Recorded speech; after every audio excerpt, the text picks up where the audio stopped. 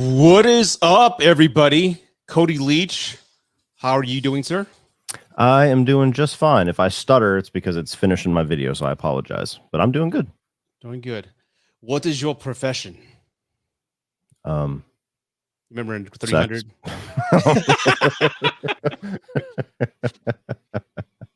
Whoa. Do you hear that? Is that you? What is that? Do you hear that, the music? I don't hear anything. Oh, I just heard music. Oh, maybe I got something playing in the background here. 1 second. You see, I knew that was going to happen. I knew we were going to hear something and something was going to go wrong here. But everybody, welcome to my first live on freaking Gen X, man. I haven't been on here for a while. I was like going to say rude device for a second, but again, I'm doing something different again because everybody knows, and of course, Cody picks on me about being a Zack Snyder fan. I am a Zack Snyder fan. I love him to death. And I know he's an acquired taste. I know he's got a visual flair that may not be for everybody. And I went into detail on that in my first video with Dawn of the Dead, going into like why I like him. And again, I get it. He's kind of like a Michael Bay in that same ballpark where some people are fanatics about him or some people just absolutely hate him. Like I don't like Michael Bay films because of their unique style, but I love the dude. I seriously do. And tonight we're going to go ahead and watch my first watch along in a very long time. The last watch along I did was with you, and we did Dream Warriors. It was and that was a lot of Showgirls. fun. No. What's that? It was Showgirls. Yes. Showgirls, It yeah. was a private video. It was a private video. Just, that's on my Patreon if you want to see us with shirtless and all that, right? But yeah, I just wanted to get together, and I sent the invite to a bunch of people last minute, and of course, Cody responded. And I really do appreciate you stopping by, sir, to watch Zack Snyder 300. Oh. Where does 300 rank in your, I guess, your unofficial ranking with Zack Snyder films? Is it what do you think? Damn, I wish I would have looked up my list. It's not like top 3, but I like it. I like all of his movies with the exception of what the fuck's the one with all the girls? Sucker Punch. Yeah, that one's just okay. But I like all of his movies. 300 it's top 5. I was never as high on it as everybody else. Really? I like it. I think it's pretty stylish. It's cool. But yeah, this came out when I was a senior in high school, and I remember when it came out, everybody was fucking losing their minds. They were like, "I want to fucking like build fires and jump over them and shit." Yeah. And yeah, I think I saw it on a pirated copy for the first time. But I was I was 18, so I've always liked it. It's always been pretty cool. I've never seen the prequel, or was it a sequel? Whatever. I think it was a sequel that came out almost 10 years later. It was okay. Yeah, I never saw that one, but yeah, it's cool. I dig it. Yeah, I was obviously a lot older than high school, man. I can only imagine what it was in high school. If I had seen this movie in high school, it would have been like I would have hit the gym, I would have like grew the beard out, I would have done everything I could. That would have been a Leonidas for Halloween. But no, I was married, and it came out on my ex-wife's birthday, 3906. And I remember telling her, "I'm gonna take you to see some naked men for your birthday." Hey. And so we went and we saw it, and of course she got her eye candy. But for myself, I was like, man, this is an awesome movie. And what I loved about 300, I think this is what made Zack Snyder famous. I think Dawn of the Dead kind of put him on the map, but this is what kind of elevated him. That's my favorite, is Dawn of the Dead. Yeah. But this movie elevated him to a different status. And I loved it because, again, this is 2006. So if we go back in time and just look at 2006, we are still in the early phases of comic books becoming, just adapting them into the big screen. And we saw a few directors slowly just start to kind of do things that were unique. What I loved in the early 2000s, mid 2000s, was Sin City. I love how it had that graphic novel feel, and it was an adult film. It was a comic book film, but again, it was a graphic material. So I liked that artistic flair that Robert Rodriguez did for Sin City. I love Sin City. Yeah, it's great. And again, when then Zack comes along, and again, he's been very vocal, and we all know this. He wanted the comic book to be more or less the graphic novel to be adapted faithfully to the big screen. So again, frame by frame, almost to 100% accuracy, it looks like the graphic novel. And He's always been very skilled at visual storytelling. Whether or not you hate the dude's movies or not, that's something you can never take away from him. I mean, whether it's Batman v Superman or whatever, like individual frames of his movies are like artwork. Yeah. And that's what I love about it, because anytime, like when I was growing up, what I would love was like, I wanted to learn how to draw. So I would have comic books and I would try to copy what I saw on the panel and draw it on a piece of paper and then make it my own, add some flair, different background, a different villain. It was like copying and pasting with no computers back in the day. And when I first heard that, hey, this director is just, what have you written the storyboard? He goes, well, here's the storyboard. Here's Frank Miller's novel. So that's what he was using to make it. And I admire that because, again, he, despite what people say, like he doesn't know characters and he doesn't know anything about Superman, he's a comic book fan.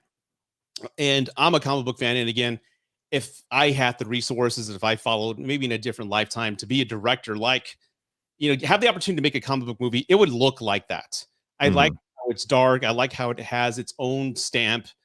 And again, I know Marvel's its own thing. They're two different beasts, but I love when when the studio allows a director to have their freedom to put their print, their stamp on it. Tim Burton films have their own feel, Zack Snyder's as well, Nolan's as well. So I love it when they're able to put that print on a film.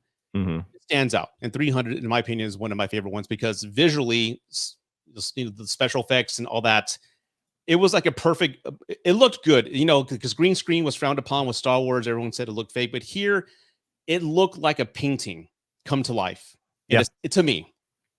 Yeah, no, it does. It's this was still kind of when Gerard Butler was slowly coming into A-list status. If he ever was an A-list status, he's kind of comfortably in that B action category. But yeah, this was kind of one of the first things that I really saw him in outside of Dracula 2000. And so he was one of the big things that came out of this paired with Law-Abiding Citizen were kind of the big ones where I was like, this dude's fucking badass. Yeah. And I've always liked gladiator, sandal and sword movies if they're done really well. And this one was one of the more stylistic ones. Yeah. So yeah, I can't specifically remember what about it. Like I was at arm's distance with. Maybe it was the story or something. But style wise, action wise, cool factor, it's all pretty iconic. It was one of the reasons why all the 18-year-old douchebags I was hanging out with were like, fucking best fucking movie ever, bro. Oh, right. Yeah. It was cool, man. Like I said, is it historically accurate? No. By no means is it historically accurate. It's a novel by Frank Miller, and he took liberties at doing that. And again, for everybody watching right now, we're 7 minutes in or so. I know we still got some people coming in, and right now it's 8:11. I know, Cody, you got a video rendering. So what I'm going to do is just go like 10 behind the scenes facts to share with everybody, just to kind of like give some people some background information before we hit play and go from there, dude. And the first fact is, let's see here. Frank Miller based the graphic novel on a childhood viewing of a movie of the 300 Spartans. 300 is adapted by a graphic novel by Frank Miller. Miller had been fascinated with the Battle of Thermopylae ever since he saw Rudolph Mates' movie, The 300 Spartans, when he was 6 years old. So again, that's how that came to be. The line, "This is Sparta," wasn't supposed to be yelled. In the original script, I love that story. Yeah. In the original script of 300, the line, "This is Sparta," wasn't supposed to be yelled. In the comic book, it was delivered in a stern but calm manner. But Gerard Butler tried a few takes in which he delivered the line, but it didn't have the impact. He tried one in which he yelled the line to the top of his voice. Zack Snyder loved the delivery of the line and asked him to do it again. The second time he yelled, "This is Sparta," is the one they ended up using in the movie. And I heard the crew laughed after the words when he did that. Everybody thought it was ridiculous because he was like, "Let me try it one more time." And he did, "This is Sparta." And everybody was dying. And he's like, "Yeah, dude, I know that was fucking ridiculous." He's like, "Yeah, but it was awesome. Do it again." And so, yeah, that's the most iconic moment of the movie, too. Yeah, it's become a meme and everyone talks about it. It has been mimicked and all that stuff. The Oracle's dialogue was just improvised gibberish. I didn't know that. The dialogue spoken by the Oracle wasn't scripted. Kelly Craig, the actress playing her, just improvised some gibberish. Zack Snyder was glad that she managed to work on the word Carnia, which is the one that they took away with the name of the Great Nation Festival of Sparta, into the dialogue. The following visual effects that appeared in the scene in which the Oracle was dancing were achieved by filming the actor underwater. I didn't know that either. Again, this is commonplace. I mean, everybody knows that it's an adaptation for the novel shot for shot, so I'll skip that. Warner Brothers initially wanted this to be PG-13. Although Frank Miller's comic was as gory and graphic, although Frank Miller's comic is as gory and graphic as the film based it on, Warner Brothers initially wanted the big screen adaptation to be PG-13 for obviously more money. When Zack signed on, he wanted to make it R rating, and Warner Brothers eventually said yes. Good thing they did. Can you imagine it rated PG-13? No, Can you? I don't want to. Most of the blood was added post-production. I think that's obvious, but again, it's like a stylistic. It works with the style, though. Yeah. It really does. There's some movies like I'm the first person who bitches about CGI blood. Like if you have that in a movie, I'm like, oh motherfucker, especially if it's a horror movie. But some movies, the tone of it sometimes can help. Sometimes it's the art style, like Renfield earlier this year, very goofy, over the top, cartoonish type movie. So buckets of CGI blood, I was like, well, that fits this. So yeah, it's not a negative on it.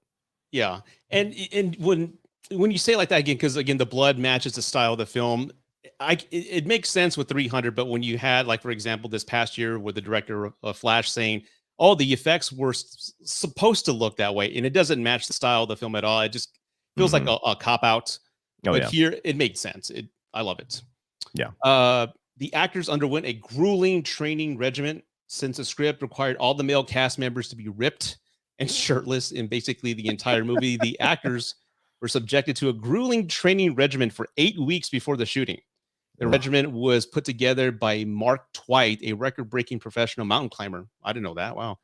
The actors never did the same exercise more than once to prevent their bodies from plateauing. Wow. Okay. Gerard Butler called the training for 300 the hardest thing he's ever had to do in his life. When the regimen was over, Twight confessed to pushing the cast to 300 harder than he'd ever push anybody, including himself. Good Lord. Dude. That's probably why I'm getting so fat. I plateaued and keep doing the same exercises. And I think this is the last one here. Leonidas' father is actually played by Gerard Butler's stunt double. And we got a couple more here. The filmmakers preferred the blue screens over green. Out of the 1,523 cuts featured in 300, more than 1,300 of the shots contain some elements of visual effects. All in all, 300 contains a grand total of 8,600 VFX elements. The crew decided to use blue screens a lot more than green screens, utilizing the blue screens for 90% of the shooting versus green screens which were 10%. This is because blue is better suited for the lighting choices that they made in pre-production, and the Spartans' red capes contrasted the blue. Yeah, that makes sense. I run into trouble like that all the time whenever I wear certain T-shirts and the shadow and the reflection. I'm like, fucking green screen. That's right, because you film a green screen, right? Or blue screen? Green screen, yeah. I used to have one that was reversible, but the one that I use now is just green. Yeah, I tried that. Some of my first videos. Well, no, I'm going to admit I tried to copy you. I'm just kidding. No, I didn't. I just liked how I had a green screen. So I had it back here, but what sucked about it was I had to always Evil set Dead it up. posters coming off. Where? Oh, your Evil Dead posters falling behind you.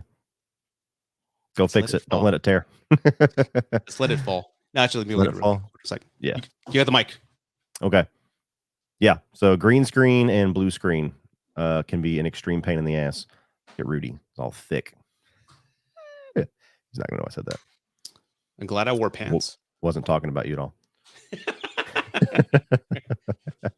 I'm gonna watch this back and see what you said. Yeah, exactly. Anyway, the last one is Zack had told the writers to dial up the weirdness, so they made some liberties on making people like more, I guess, unrealistic looking and stuff like that. So there you go. There's 10 facts on 300 that I bet you didn't know, dude. Let's see here. So I knew the one about This Is Sparta. The rest of it was new. This is Sparta. So again, everybody who is joining us for the watch along, again, per YouTube guidelines and like all the other watch alongs we've done, we can't show it on the screen.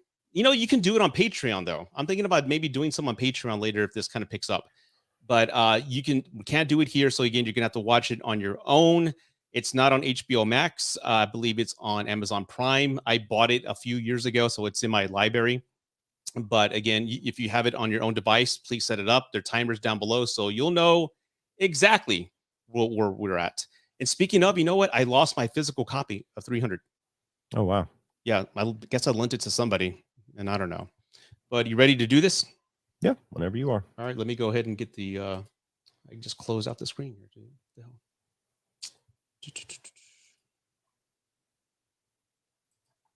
I will admit I did hit the gym hard after watching this movie. Okay, here we go. Everybody on 3, 2, 1, hitting play.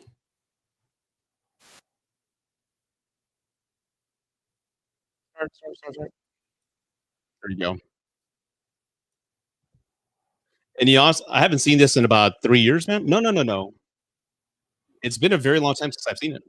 Yeah. Yep. It's been a few years. I think I rewatched it the last time, maybe around the time that his Justice League movie came out, because that's the last time I ranked his movies. Oh, and the Yeah. So I what watched was Sucker number Punch 1? for the Oh, never mind. You said it Dawn of the already. Dead. Dawn of the Dead was number 1. I'm drawing a blank, so let me look up his movies. I can tell you exactly. Nice. I need to buy it again. I'm sure there's like a 4K or something out there. I bet it looked great in 4K. We're gonna buy a new TV. My TV's going out. I bought it like in 2014. So Dawn of the Dead number 1, Man of Steel number 2, Watchmen number 3. 300 was probably number 4, if not Zack Snyder's Justice League was. I really don't remember.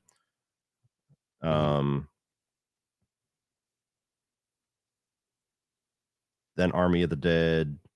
No, then BVS, Army of the Dead, Legend of the Owls, and then Sucker Punch. Gotcha.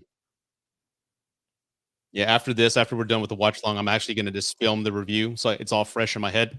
I figured just knock out 2 birds with 1 stone. Absolutely. Yeah. Okay. Exactly, Dice. I was seeing if I could turn this light off and I have it be blinding me the whole movie, but then I look like I'm in shadow.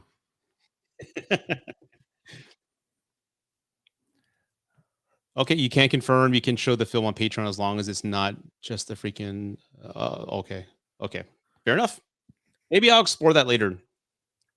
Yeah, I've never messed with it. Yeah, it'd have to be a paywall or something like that, or only for your Patreons, all like 4,000 of them. Yeah.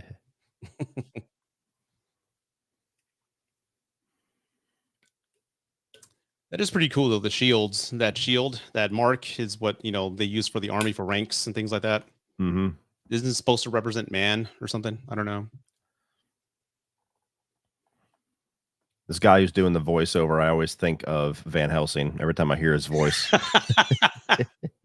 Yeah, you say yeah. Actually, I'm just a friar. One thing I do love about Van Helsing is the I have a thing, dude, and I guess I'm the pervert of the auto stream people, right? So it's the Dracula women, the vampire women. It's like, go ahead, just do it. Yeah. Oh no, stop biting me. It's like, go, don't bite there. All right, so let's see.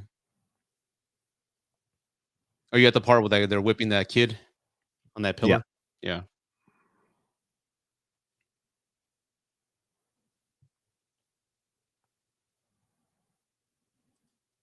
I finally watched Zack Snyder's Justice League and thought it was great. There you go. All right. You're my favorite person in the chat. Just kidding, Dice. I'm just kidding. Yeah, if you kind of think about it, if they actually just gave him the opportunity to actually make the film and complete the universe. Anyway, this behind me. I'm looking forward to what James Gunn's going to do. Yeah, me too. Yeah. You see, the wolf here, it looks fake, but it works. It does. It's supposed to be stylistically exaggerated, so. And comic booky. Yeah, there you go.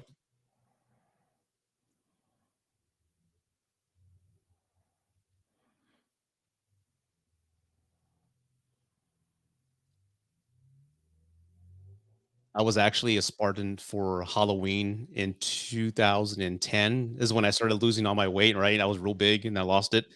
And it was the best I'd ever looked. So I was actually a Spartan for Halloween. So maybe I'll show that picture later on for everybody if we hang out. Something to tune in to later on.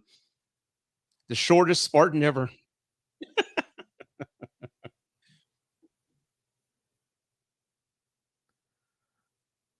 Like his makeshift diaper. In the cold. I don't care how tough you are, but there is hypothermia. Dumbass wolf. Damn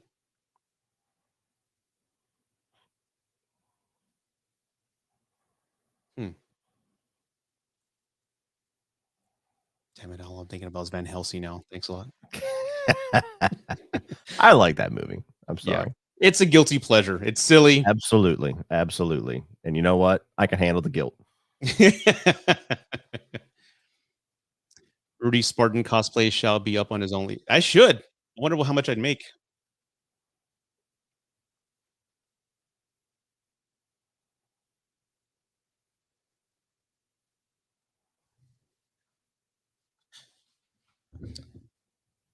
Are you a fan of Zack slow motion?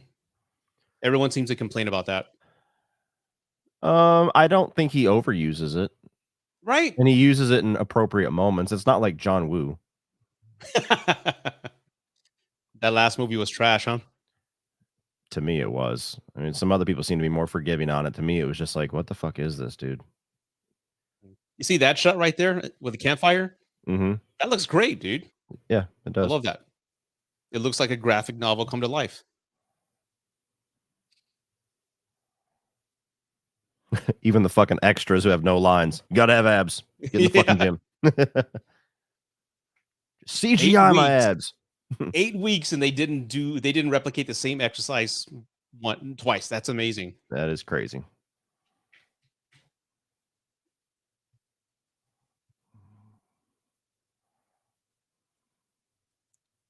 Question: what is it about Zack Snyder that make him a diverse director? Even now, I love him.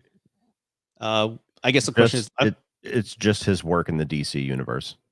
I never heard anybody bitch about Zack Snyder. Divisive. I'm sorry, divisive. I heard diverse. Divisive. Sorry. Yeah, I never heard anybody bitch about him until Batman v Superman came along. Right? Honestly, even 300. Like some people didn't love Man of Steel, but nobody was bitching like he ruined it. It was just like, oh, that was different, not for me. But as soon as Batman v Superman came out, the theatrical hack job, that's when all of a sudden he was a big divisive figure to me. I never heard anybody bitch when 300, Dawn of the Dead, any of that stuff came out. Watchmen, never heard any complaints. Yeah. I think that there's some people that think he's more style than substance. Sometimes that may be true. Like this movie is probably a lot more style than substance, but it works for what they're going for. And if the substance is a graphic novel, yeah, he's adapting faithfully. I mean, is it really his substance, or is he more in charge of the direction and the look? I don't know. And I also feel like some of his ideas, primarily with the DC movies, were I wouldn't say ahead of its time, but the audience wasn't ready for them yet. We were still, in the MCU rose tinted glasses phase. If he made these movies now, when everybody's starting to get sick of that shit, yep, people would be like, "Holy fuck, something different." Mm-hmm. I said the exact same thing in a Man of Steel review I did like 3-4 years ago. Mm-hmm. It was just Marvel had the brand loyalty. Everybody was including myself. I mean, Man of Steel came out a year after the Avengers. Mm-hmm. I mean, think about that, man. We're at the apex of popularity. I mean, they had us, they had me. Yeah. And I was glad the tone of Man of Steel was different. I didn't want them to copy Marvel. That was their own brand, because I wanted them more or less to keep the tone of the Dark Knight trilogy. Yeah. And then in my mind, it accomplished that. I was completely happy with Man of Steel. Yeah, I love Man of Steel. And Man of Steel and Batman v Superman. I have significant issues with Batman v Superman, but in those two movies, what the common trend that I saw was that people didn't like them, but they couldn't articulate why. So they just grabbed the most random things, the most surface level thing. Like, it's too dark. Too many people die. And it's like, Batman doesn't kill. The Dark Knight trilogy was dark as fuck, and you guys love those. What are you talking about? The Avengers just killed 1,000 people in New York while they're saving everybody. Like, what are you talking about? It was always the dumbest thing, where it's like, if you're allowed to not like it. I understand everything's not for everybody, but sometimes when people just, this is the problem, and then that becomes the narrative. It's too dark. And then what happened? You get Suicide Squad, and it's all fucking recut to be goofy and flashy and Deadpool-y, and then everybody's like, well, I don't like that either. It's like, yeah, because the problem wasn't that it was too dark. You just don't know what the fuck you're talking about. Mm-hmm. And that's been my problem when I see people complain that he doesn't understand Superman and he didn't know what he was doing. It angers me because, again, obviously I'm a Superman fan, right? Mm-hmm. My son's middle name is Kal-El. I mean, I grew up on the 90s novels, The Death of Superman, the Christopher Reeve movie. So I understand there's different interpretations. And the last thing we wanted was another Richard Donner adaptation. Bryan Singer did that, and it was somewhat okay, right? And I love the fact that he didn't change Superman. He changed the world that Superman arrived in. The world was very cynical. The world was just a horrible place. And that's why Jonathan Kent was so protective of his son. He goes, the world's going to tear you apart. They're not ready for you, son. Not yet. Yeah. And that's why he told him not to help him during that tornado scene. So it was the world's reaction to him. And I understand the complaints with BVS, but the simplest way I can describe BVS when I first saw it was, again, the world was against him. There's a whole montage of him saving people and just doing the right thing. But then you have the dialogue, the political dialogue is like, is he doing what he's supposed to be doing? You know, is it a political act? There's all this conversation. He was the light and hope. He always was. And when he died, he was able to change the perspective from the world. He even changed Batman's cynical view. Batman was already bitter. He wasted 20 years in Gotham. So he was the light that changed Batman's point of view to bring the Justice League together. He brought Wonder Woman out of the hot of hiding into the public spotlight. So his I guess his death inspired everybody. His presence inspired everybody. So he was Superman in a dark world. And I don't understand why people don't understand that. It was just a different take, a modernized take on a beloved IP, a character. Yeah. I know what we're talking. We're supposed to be talking about 300. I was like, we're at the scene. Rudy, shut the fuck up. The sex scene? Oh, God. Okay. Oh, this is Sparta. You think you can ever get that cut? Huh? I do like that part that he looks at his wife and she kind of nods like, yeah, you got this, babe. Go ahead. I think he made his decision. He just wanted to see she backed him up. Kind of like Rocky and Adrian. You think you could ever get that cut? No. Yeah. I've had abs. And when they first popped that, I did whenever I was 23, maybe 22. I was dating this girl that made me feel like absolute trash. Oh. And after I cut it off with her, I said, I'm not gonna I just kind of went into psycho mode. I was like, I'm gonna fucking be the best version of myself. Fuck that bitch. At the gym. And I lost a lot of weight. I got built up. I was I dropped quite a bit of weight, and you could see abs starting to pop out, but I was too skinny. I was too skinny. And so like my comfortable weight as far as like when I look my best is like 180, 185. I got down to like 170, 168 at one point. And I was like, I look too, for as tall as I am, I was like, I don't look good this thin. Yeah, you would look weird because I think the shape you're at now, because I just saw you a couple months ago in September. Look, what was the first thing I said when I saw you and Sean? Damn, you got skinny. You look great, man. What the hell? The whole time, everybody, I'm kind of walking with my chest out and like proper stance because these two guys are like, they're literally up here. And I'm like Frodo walking with fucking Aragorn. Yeah. Wear my boots next time. Platform shoes. Yeah. Robert Downey Jr. does it. Why not? I should do it.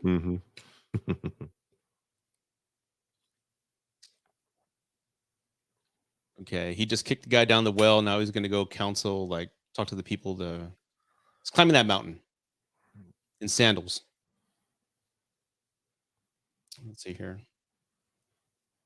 Yeah. So Batman v Superman. Oh, go ahead. So Man of Steel, when you have two gods fighting each other and causing destruction, people are going to die. Yeah, and that was like it was always the stupidest complaint to me. Yeah, because and again, what I tell everybody, and then what I said in my video 3 years ago is that he just became Superman. He was Superman. He wasn't even Superman. He just got the suit, and 24 hours later, Zod showed up. So he didn't know how to control himself, how to manage his power. He was more or less just trying to stop somebody. So again, that's always a dumb argument. Absolutely. What were you going to say, dude? So BVS, obviously the director's cut or the extended cut, whatever it was much better. The theatrical cut was just mangled. The movie tried to do too much, and that wasn't his fault. That was what he was told to do, was do 3 fucking sequels in one movie, to rush to get to the Justice League. And so that handicapped the movie from the beginning. I hate Lex Luthor. I've never liked Jesse Eisenberg's take on the character. I don't care all the defenses in the world I've heard from it. I don't like it. I'm not. I don't mind that we have a darker, more brutal Batman. I think he took it a little bit too far. But I didn't mind it. I loved Ben Affleck's take on the character.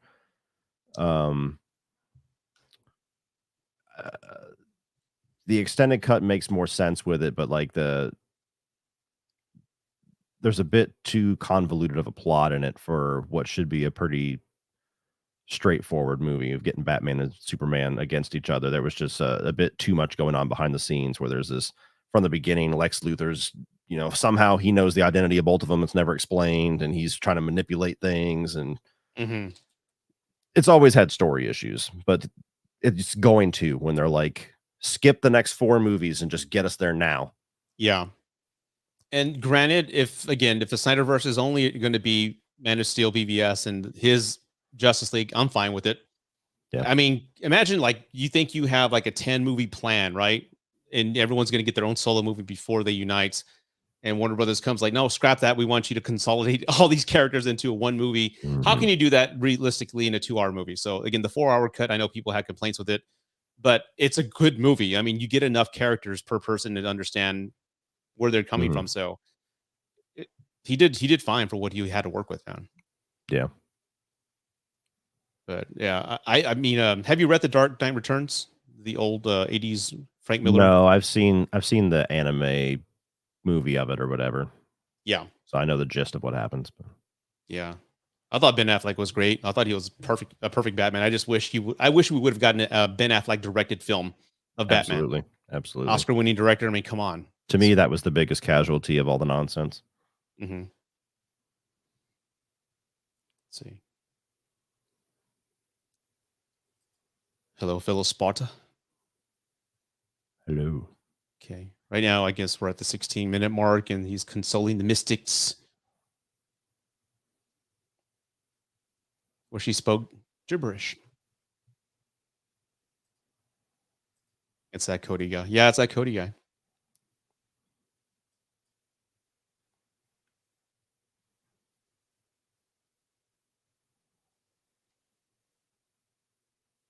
You looking forward to Rebel Moon? I'm curious about it.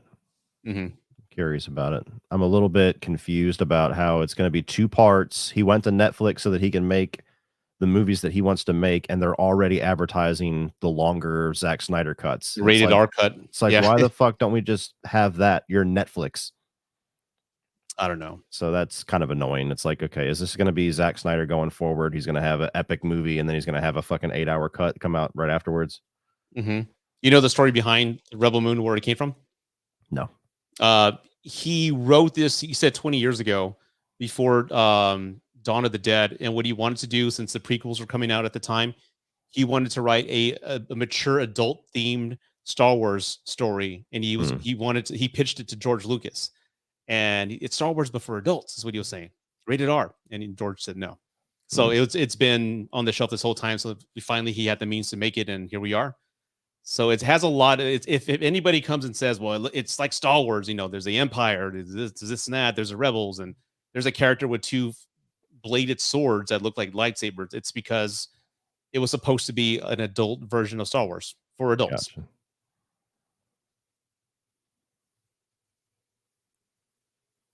That excites me. Can you imagine if Disney actually did that? I know that they've lost billions this quarter as far as films with everything they flop. Imagine if they had like an adult area. Like, here's the kid stuff, but here's the adult area. I wish they did. I wish they did. Oh man, that'd be great. That's what worries me about things like Deadpool and Blade and everything, is that I just don't know what a Disney version of that's going to be. It's like there's nothing wrong with having an adult sector. Maybe they will. I don't know. If they were smart, they would. Because I would, if they had like we're going to have like a graphic novel area of Marvel movies. Like I've always said I would love to see a Carnage movie with the tone of the Joker. Yeah. I would subscribe to Disney Plus in a heartbeat if they were going to give us content like that. Adult themed, Ghost Rider, all these things, man. Oh, I'd be there in a heartbeat.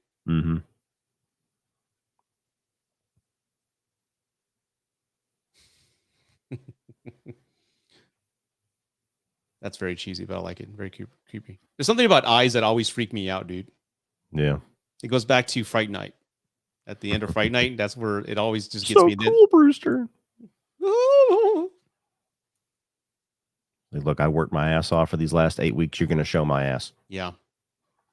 But it's not in the script. You're going to show it, all right? And I want it lit with moonlight. I think that's how. Imagine they did the transition they just did with the eyes, but it was the ass. Brilliant. He does love the human body, though. That's what I appreciate about his films. He does love just the female and male figure, like built. He gives it the right lighting. I do like that.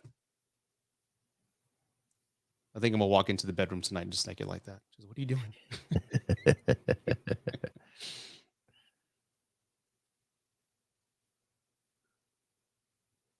Like, I'm gonna show our boy how much daddy loves mommy.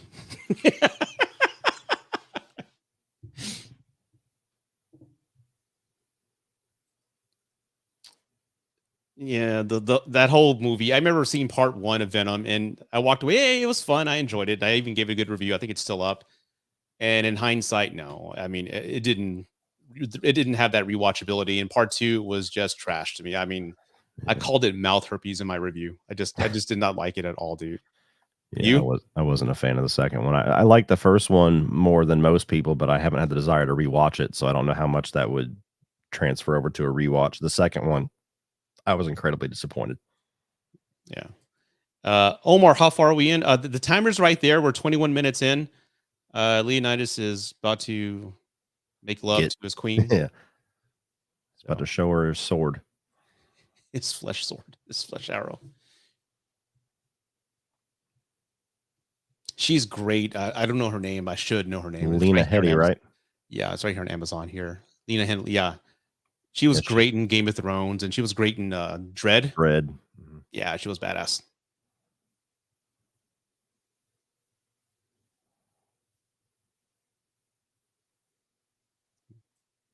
I tell the fiance, let's film each other, and I'll put a black and white layer on that. So it'll look horrible.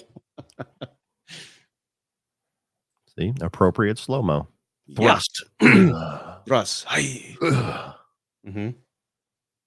And it's tastefully done. I mean, no less than 7 positions, Gerard. Speaking of sex scenes, right? When's the last time we had a Hollywood movie with a intense sex scene? It's been a long. Yeah, I'm talking like not Fatal Attraction. I'm talking like Basic Instinct. Oh, that is like softcore corn. Apparently, this movie Poor Things with Emma Stone. Apparently, it's pretty hardcore. Poor Things? Did it just come out? Poor Things. It's like a select city. I don't know what it's about, but everybody's been like film Twitter's been gushing over it. But apparently, it's pretty hardcore because I've seen like 3 different people like, I'm shocked this isn't NC-17. First, I think this may be the first time I saw Michael Fassbender. Yeah, I forgot he was in this. I was like, holy shit, look at. Stylos is what he's called. Stylos.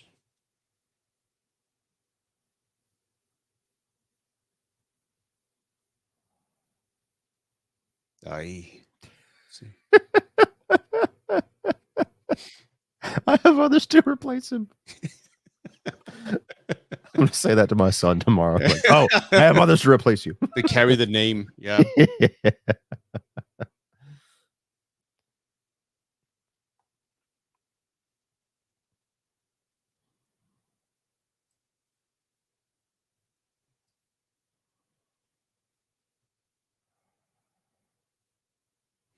They're just going for a stroll, right?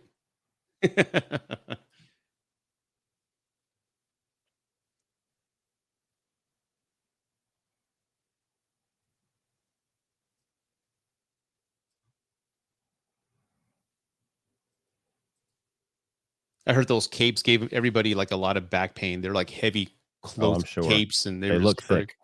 That's what she said. Yeah.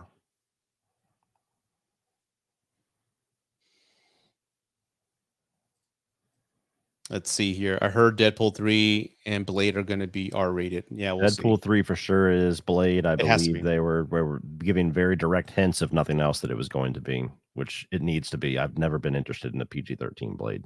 Yeah. Wesley set the bar.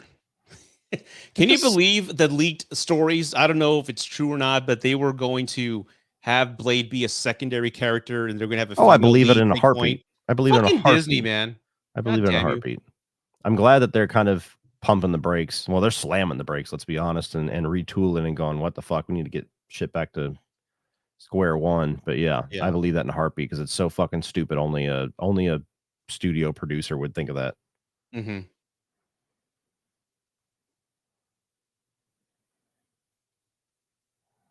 And it's Bob Iger's fault. He picked the guy, his predecessor. He picked he picked his replacement, and that was they went.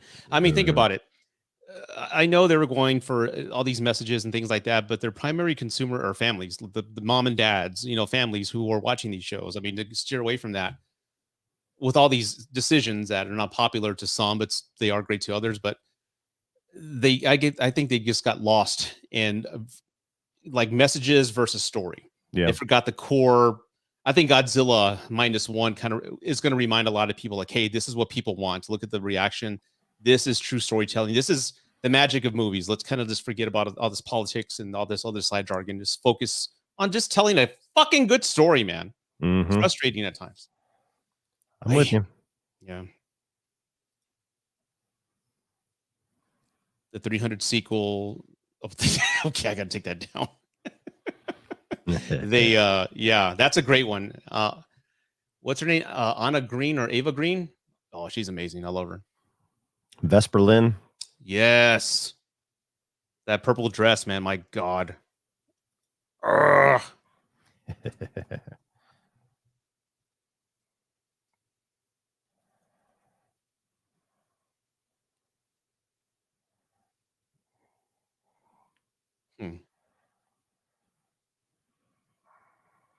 Yeah, so they're off.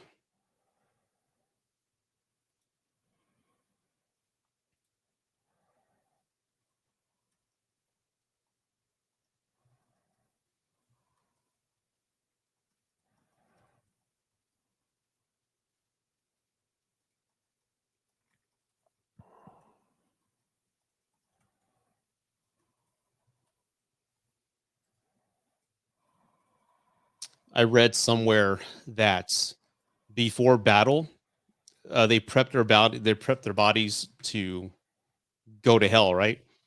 So they would be bare naked and oil each other up from top to bottom, so they can just be glistening. Yeah, I didn't know that, but that's historically true, believe it or not. So I think we should do that before every 31 on 31.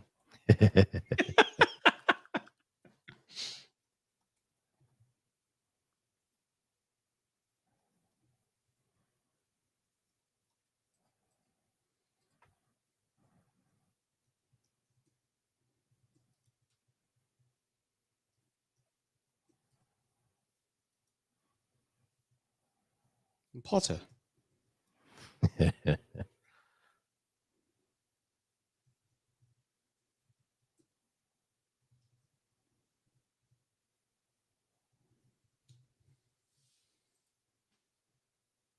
The more you know. Ding, ding, ding.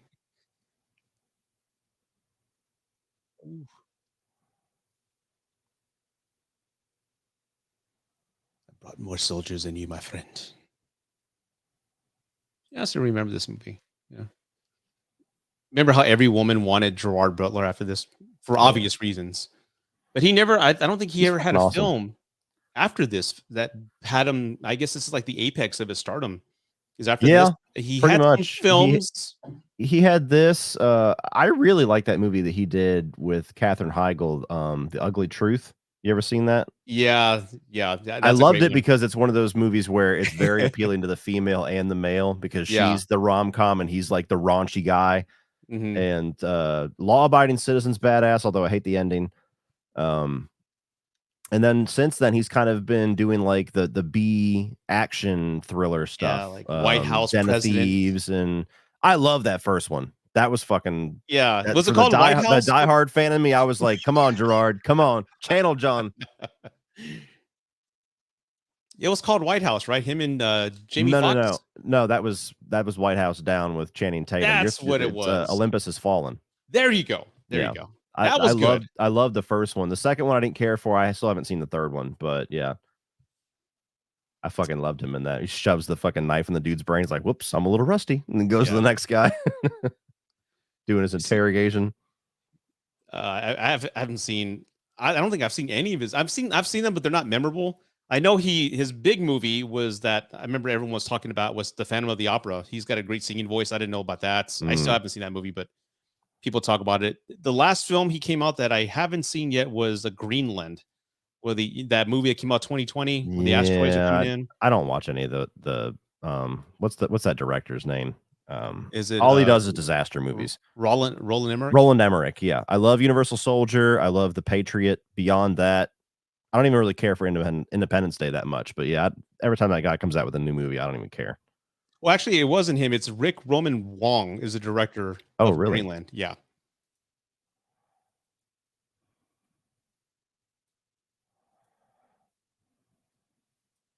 That's a good shot. Look at that kid over the hill and that silhouette. That's awesome, dude. This movie it's held up. It was with as many green screens as they use. It looks good still. Yeah.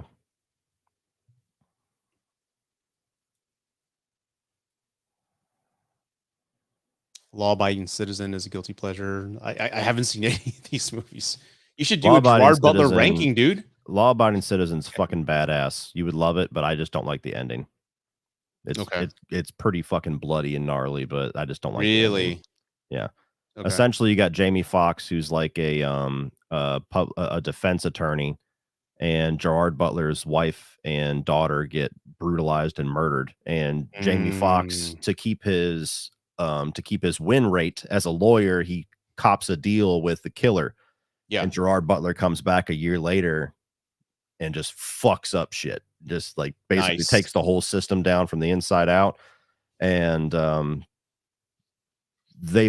just say they fail to ever really make you like Jamie Foxx as the hero of the movie. And that's where they fail. Gerard Butler is an evil motherfucker in that movie, but you root for him. Really? Okay. Yeah. Maybe I'll check that out. It's good. It's good. I just don't care for the ending. Would you consider a Gerard Butler ranking? I don't think you've done that yet. I have not. I don't know if I've seen enough of his movies. I'm sure he's done a lot more than I realize. Okay. Have the gods no mercy. Hey, we got a super chat. Thank you. Let's see. Was it Sean?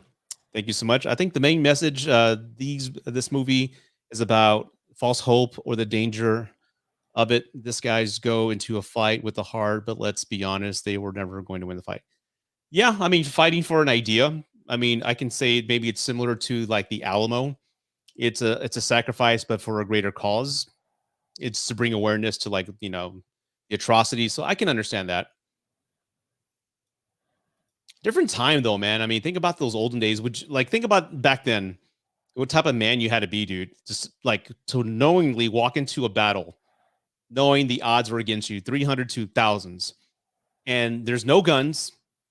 You fought hand to hand, face to face with swords and shield. I don't think about the type of mindset you'd have to be. Even in shit like The Patriot, where they just take turns. Like, okay, march up, now aim, now shoot, and whoever lives, okay, now stand there and wait your turn. Yeah. Fuck that shit. People just dying left and right of you, man. But dude's out there with the fucking drum. Cannonballs going next to him. Insane, dude. But to fight hand to hand, sword to sword. Yeah. And to think about that, I mean, all that happened, but yet you and I are still here. Everybody here, our ancestors lived and survived, and here we are. If you think about it, it can blow your mind. Like, well, thank you for the super chat. I appreciate that, Sean. You're always a great supporter, man. Sean's always on the Root Advice page. Helping me here. So you the man. I gotta, if I had shirts, I'd send you one, man. I gotta do something. But thank you. Yeah, they all knew they were gonna die.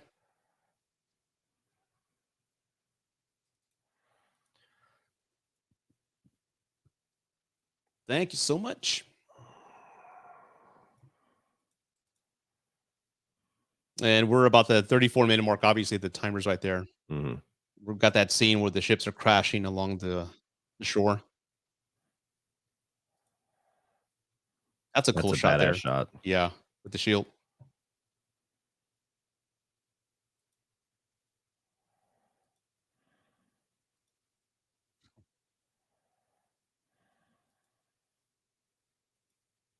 Look at that. That's great. You said you hadn't seen the sequel, right? No, I have not. Okay. I never heard anything that good about it. I would not hype it up, but I would say check it out. It's I think obviously it came out way too late. It missed the window for capturing that the popularity, but it's a decent sequel. Story wise, the battles take place on boats instead of the ground. Majority of that, it's like a naval battle. Gotcha.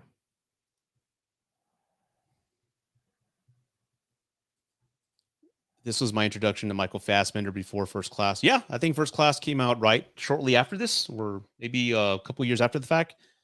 Dredd should have gotten a sequel. Fuck yes. It's a great movie, man. Yeah, it is. Law Abiding Citizen, the ending, it was weird, but a great film. I like the Has Fallen trilogy. I didn't, I've never heard of that, man. Olympus Has Fallen, London Has Fallen, and Angel Has Fallen. I've never seen Angel Has Fallen. All of them starring Gerard Butler. Mm-hmm. Okay.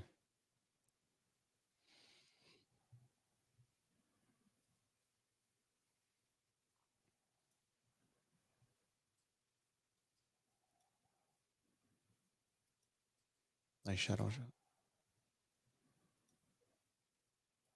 Yeah, I'm gonna do maybe one more watch along with Zack Snyder, and the fiance is gonna join me on that. She'll be sitting next to me. Okay. So yeah, you don't want to sit here with me? And there's got naked men on the screen. She's like, no, I'm good.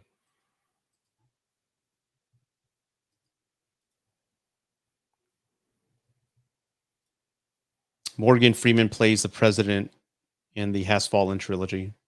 Okay. Well, he plays like the Secretary of State. The president is Aaron Eckhart.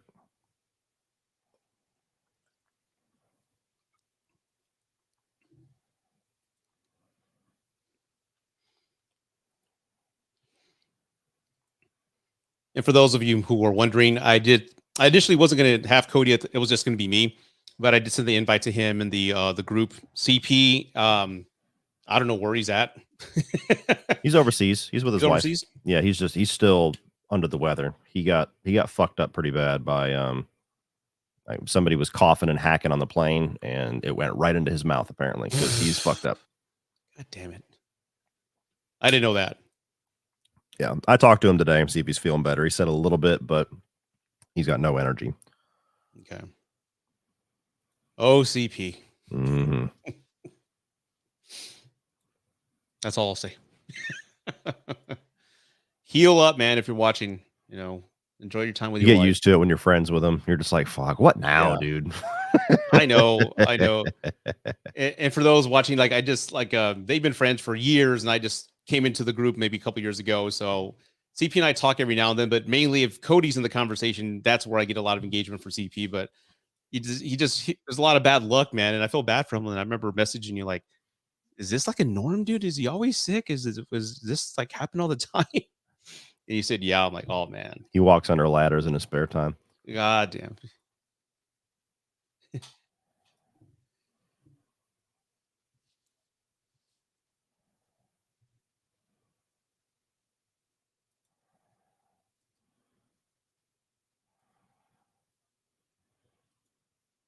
That's crazy that they're building. That's rock, right? Or they're using the bodies as like a mortar.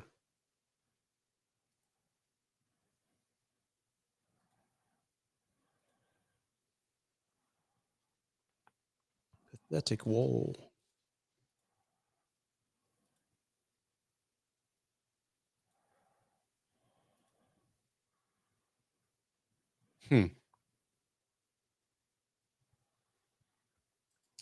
Never seen the 3. Yeah, check it out. Like I said, I'm not claiming it to be the best film ever, but visually it looks the same. The graphics are a tad bit better considering it was like 12 years difference between the two films. I think Ava Green is a great villain. In a way, it's kind of a prequel. Like she's more or less the person who caused Xerxes to become who he was. That transition from man to god, so to speak. But she's a great villain in that movie, and there is a great sex scene. So.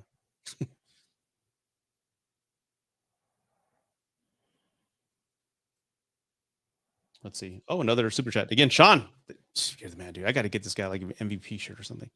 Army of the Dead is really fun. Zack movie. CP is like Murphy's Law. Anything that can go wrong. I liked Army of the Dead. I didn't love it. I was Yeah. disappointed. For some reason I was expecting like Dawn of the Dead level, and it's a very different movie despite the similar names. Mm-hmm. Thank you, Sean, for the super chat. Hated Batista's daughter. Oh, that's right. Yeah. Just one of those characters that doesn't fucking listen to anybody about anything and then gets everybody killed. I like this quote here. Mm. They're arrows.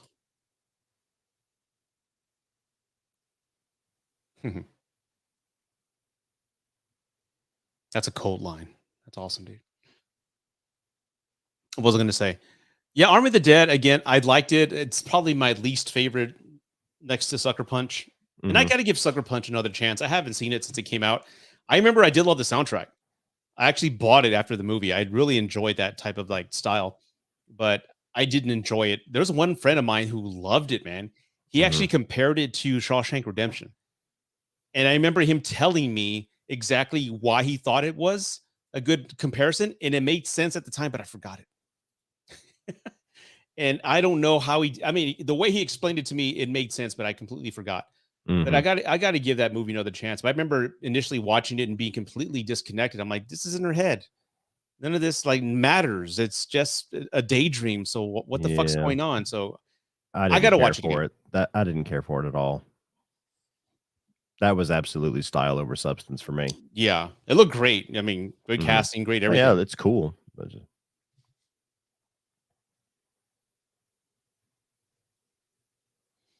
And as far as Army of the Dead, again, it's my least favorite. But I will say this. I think as far as wrestlers becoming actors, I think Dave Bautista is probably the best actor to come out. For sure. Of all the groups, I mean, it's Hogan and everybody, but he's the best actor. I used to think The Rock was easily the best, but I've gotten so frustrated with his template of choices. Yeah. He's just they're boring. The safe studio guy now. And it's like, dude, where you used to do shit like, Doom and Drive or Driver and all these things. Like, where are those mid-budget movies? Where are you playing bad guys and stuff? It's always the same fucking glossy bullshit.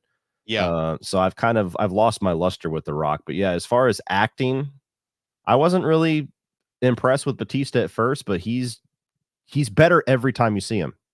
Yes. Consistently. Yeah. And I remember I wasn't expecting he's working with like all the coolest directors too. Like he's working with fucking Villeneuve and Shyamalan, and he's always trying to pick these really cool projects. He's not just doing PG-13 action stuff. And yeah. And I know, as far as success and I guess box office, The Rock is probably the most successful because again, box office wise. But yeah, I remember him saying he wanted to be like, if you want to be an action star hero, you're going to have the comparisons of Stallone and Schwarzenegger. And each of those actors has a catalog of impressive films, some better than others, but there's always those one or two films within their catalog that are fucking untouchable. They're best films ever, right? He doesn't have that. He doesn't have that one film that everyone talks about. Yeah. He has a lot of them, but there's not that one standout. No. Like, oh, dude, I'll put that in S tier with Predator. No. He doesn't have that. No, the closest thing he has to that is Fast Five, and that's not really his movie. He's one of the bigger parts of it, but he's part of an ensemble. That's not a Rock movie. The Rundown is my favorite movie that he's ever done, and that was one of his earliest ones. It was one of the second or third movie he ever did.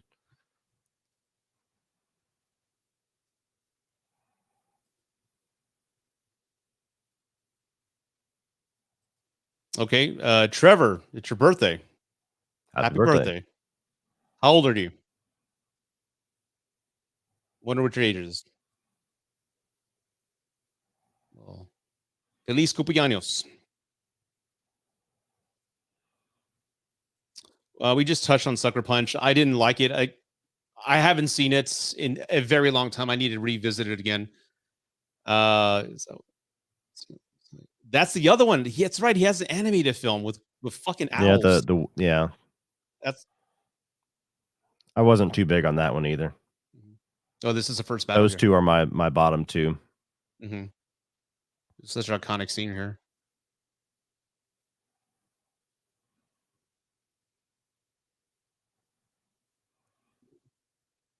That shot there is fucking awesome, dude. Mhm. Fucking awesome.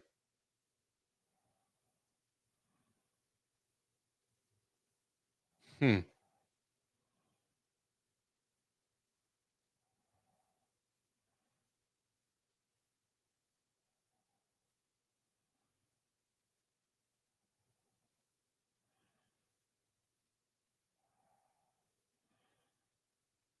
And tactically, that's what it's known for. This battle is just to kind of let them bottleneck Mhm. into that. It's brilliant.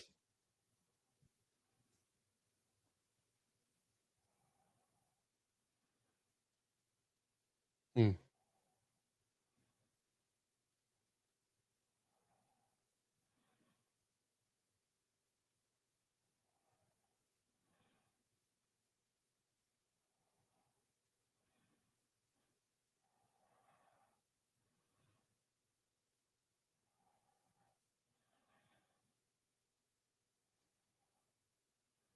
Hold.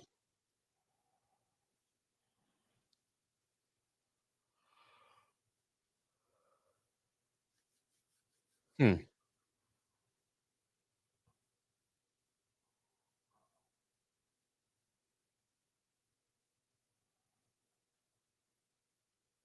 Damn.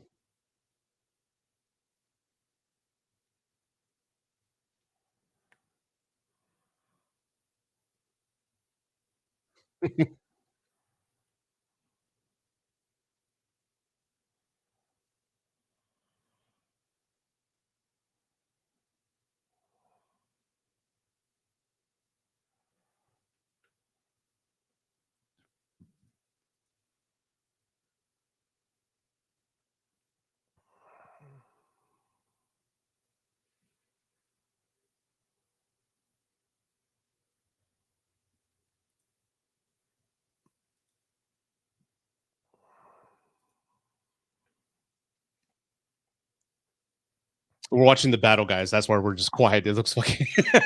Now we're live. I It's always the did, hard part about doing watch alongs. You get sucked yeah, into it and you're like, "Oh shit, yeah. yeah, So this scene." yeah. Can't talk the entire time, but oh my god, this is like an iconic scene. It's like CP's done it a few times, I think, on things he's watched for the very first time. I don't know how you can even do that. Yeah, I couldn't Fan do that. films and stuff like that. He's done on like a live reaction, and I'm like, I'd be quiet the whole time. I'd be like, I think if you set the stage and tell everybody, "Hey, this is a watch along," mhm, I'm maybe quiet, but I'm watching the film for the first time. I think it would maybe be a stronger experience if you saw what he was watching yeah, and he was quiet, kind of like what the Twitch people do all the time. mhm. Yeah, and Gerard Butler did this whole sequence, not the stunt person, all one shot.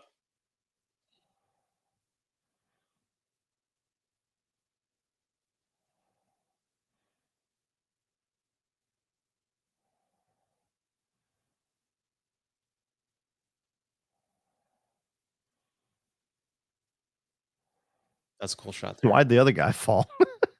Well, which one? He threw the spear into one guy, and the guy next to him's like, "Ah!" It was the velocity, the impact of the Yeah, spear, man. the That just impact of badassery. yeah, yeah. This is if I did like a top 10 or top 5 like moments in Zack Snyder movies. This will be up there. This whole sequence. Yeah. It's fucking iconic, man.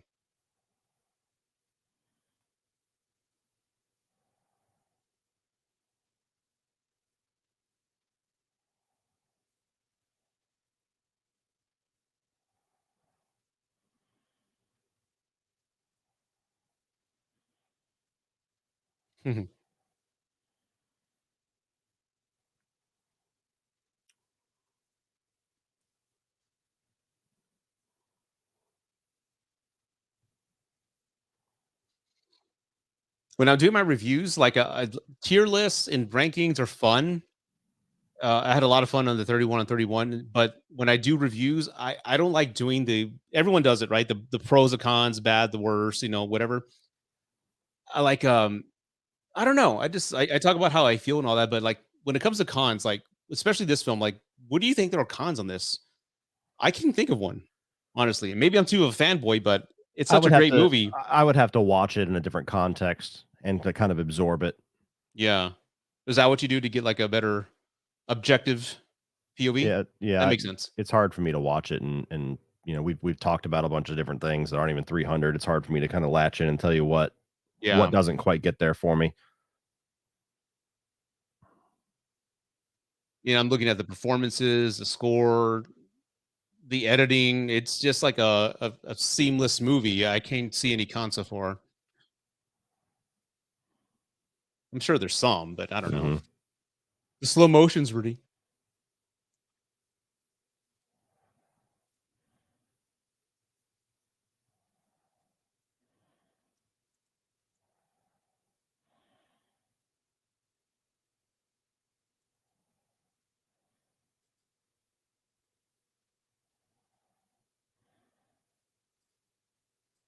I totally forgot about Walking Tall. Going back to The Rock. Yeah, Walking Tall is good. I really like Driver. Snitch was pretty different.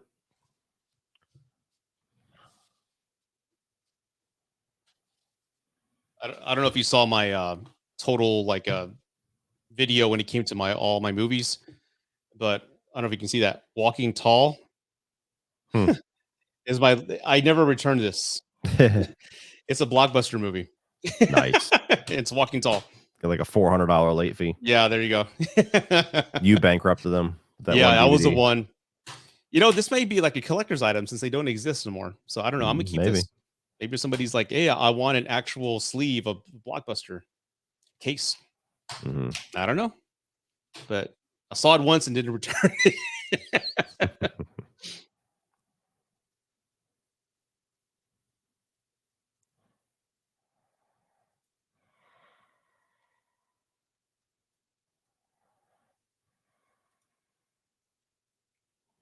Yeah, you're right, Omar. It is called Faster. Drive is the Ryan Gosling movie. There's another movie called Driver, but I can't remember what the hell it was. Oh, that's with Nicolas Cage. Or is that Drive Faster? Yeah, it was Drive Faster.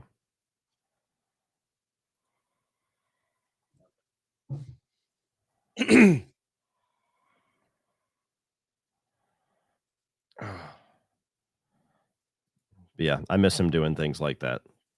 Little mid-level action thrillers, rated R movies and stuff like that. Enough with the fucking Jungle Cruise shit like that. Black Adam. I thought it was okay. It was okay. Yeah, it was okay.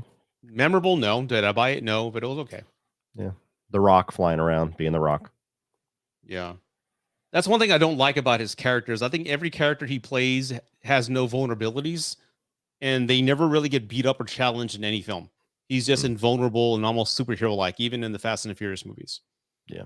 I think I totally like left the theater. I was on a date, or maybe I went by myself. But there's that one Fast and Furious movie where he's got a broken arm, and he's in the hospital. And Furious 7. Whatever the fuck. Breaks out of it. Time to go to work. I'm like, oh, get the fuck out of here, dude. Yeah. Whatever. Yeah, they get dumber from there. Yeah. I haven't loved any of them after 5. I like 6 and 7, but even those were pretty stupid. 5 was like the pinnacle for me. Tokyo Drift was good. I haven't seen it since it came out, but it was really good when I first saw it. I love Tokyo Drift.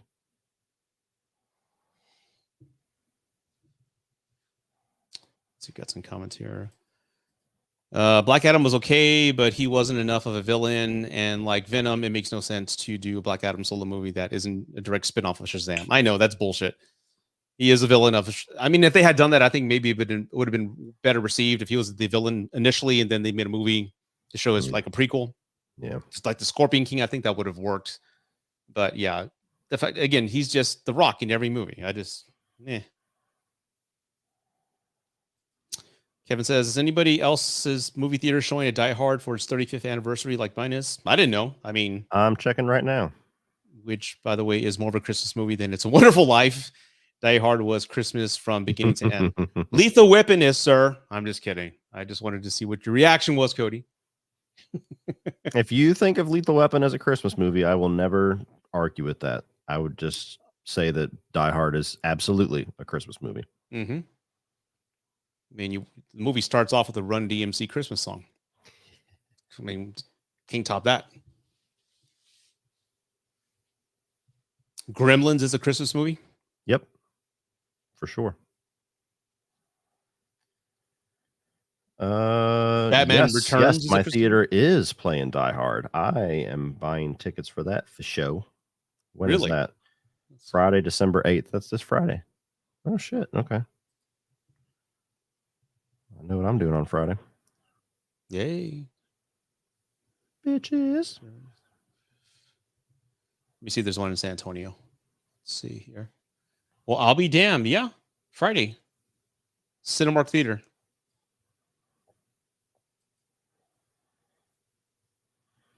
I wish they were playing them tomorrow because I need to find something to do tomorrow night, but it's got to be Friday. Isn't you're not going to go review Wonka? Isn't that coming out? That's in 2 weeks. Oh, that's like the 14th or the 15th.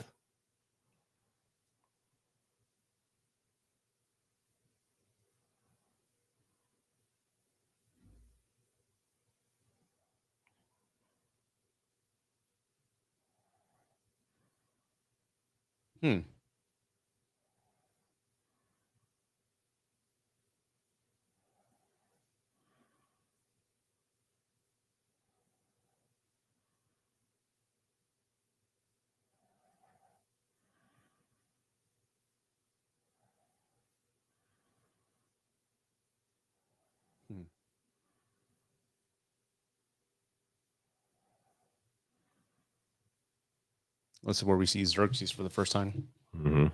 Xerxes. I am kind. I saw some behind the scenes featurette earlier today, and he was supposed in the graphic novel. He's like 10 feet tall. Mm-hmm. Of course, it's just like a stylistic choice. So they tried to do that in the first drafts of the storyboards and the special effects, and it looked ridiculous. He looked way too tall. Yeah, they brought him down to 7 foot, and they go, no, bring him to 8. So they left him about 8 feet tall. Carry me while I stand and wobble. Lazy fuck. He's a god. I do not step on this earth. Yes. Remember seeing this and remind me that scene in Batman and Robin with Poison Ivy's walking down. Yeah. Remember? And the guys in the monkey suits are doing the same thing. Never leave the cave without it. Jeez, man. That was the first movie I think I walked out of as a teenager. Well, like I'm early. I was a teenager. I was 6 years old and I loved it.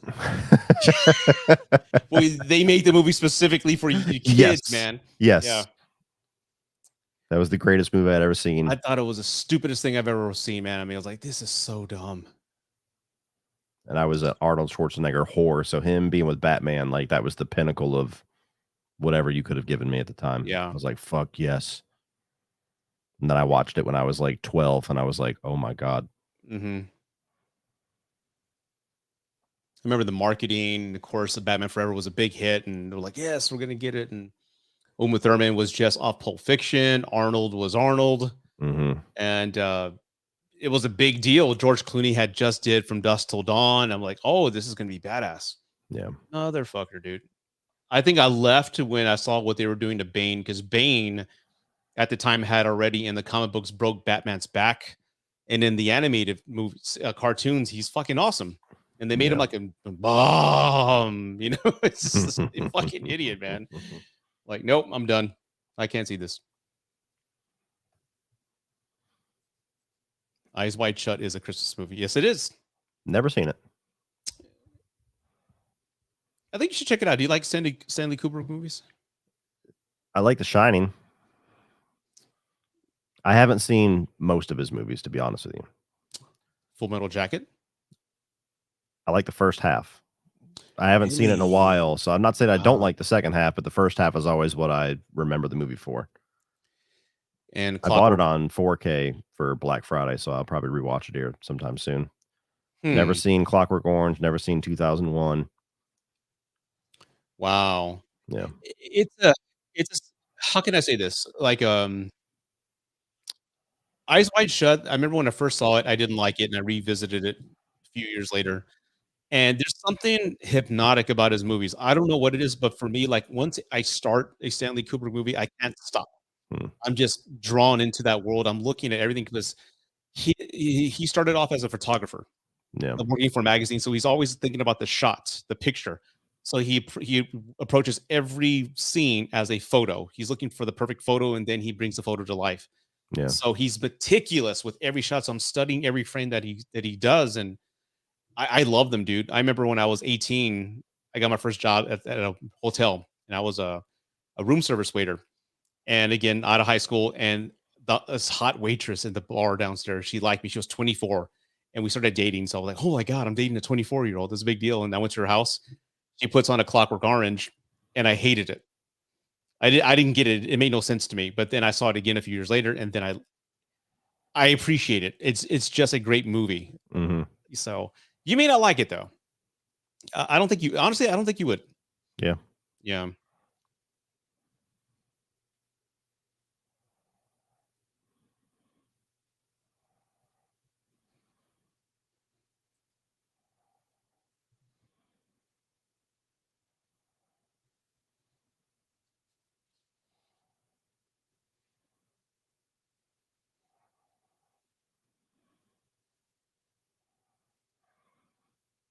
Hmm.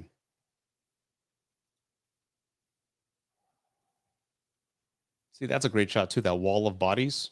I mean, you know it's fake. You know there's nothing there, but it looks great. Yeah. How the fuck did you get that shit at the top? Tell me.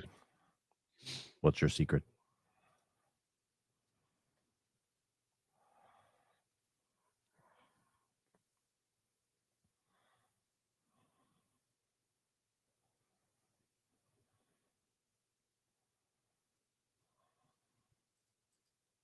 George Clooney never played a character as badass as Seth Gecko before. Agreed. That was his first major movie. I know he was a movie star before. What was he in the Attack of the Killer Tomatoes? He was in that movie. Maybe. Roseanne. I know he was in Roseanne for a while. Then ER, and then this was, I think, one of his first big movies. Yeah, I love that role. And of course, Santanico, Pandemonium. Yeah. I saw it. It was on TV the other day, and of course, I'm watching it. Danny, I forget his name, Machete. Danny Trujillo. And Trejo. He looks young. He looks good, man. Yeah. Just like from Desperado, he looks so young. I've met him. He's the sweetest man. Oh, I'm sure. He's the sweetest, and he's shorter than me. Oh, really? He's shorter than me. He's about like this. I have a picture of like he's hugging me. It's like in the refrigerator, but he's shorter than me. But he's the sweetest guy, man. And I didn't interview him, but I was at the panel where he was being interviewed, and he was just happy to be there because he was in prison. He was headed the way his life turned out and how he accidentally got casted in Runaway Train. All that. It's just a wonderful story. And he just, I'm grateful to be here, man. I'm loving it. You have to be humbled if you have that story. If you didn't, you're not human. Yeah. Yeah. I love Danny Trejo. Yeah. He can do a little everything too, because he can be a badass. He can be scary. He can be funny. I loved him in Heat. Yeah. He's good in Heat. The sweetest guy. He's a devout, like Christian. He's really religious and all that.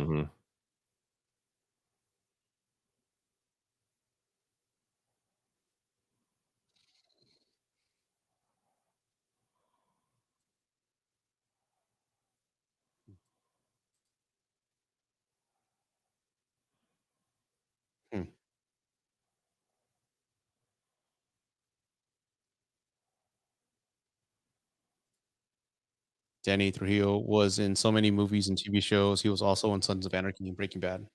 Was he in Breaking Bad? Yeah. Tortuga. Oh, he was a turtle guy. That's right, man. They gave me that nickname because I take my time, but I always win. I remember when I was it was like the last season of Breaking Bad when it was actually live on AMC, right? Yeah. I remember it was like the last season they broke it in half, so it was like a 3 to 4 month break before you saw the last episode, right? It was a year break. It was a long time, and everybody was just talking about it. I was counting the days. A whole fucking year, man. That's messed up. Yeah. Must have been scheduling conflicts or something. I don't know. But everybody at work was telling me I had to see Breaking Bad, and finally I did. And I got to admit, I was like really into the show. I was like, holy shit. Yeah. But I remember the first time I was like, holy fuck, is when I saw Danny Trujillo's head on the turtle. Like, oh, okay, now they're really going to kind of push boundaries here. Mm-hmm.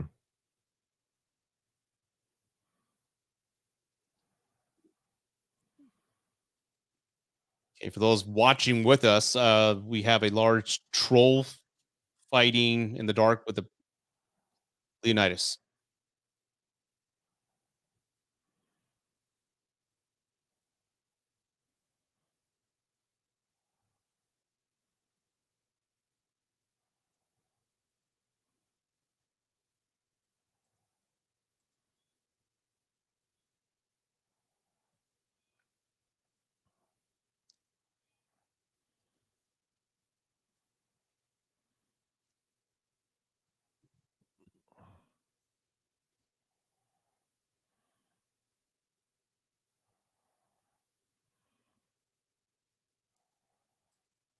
More intimidating movie, Dad, Trujillo or De Niro?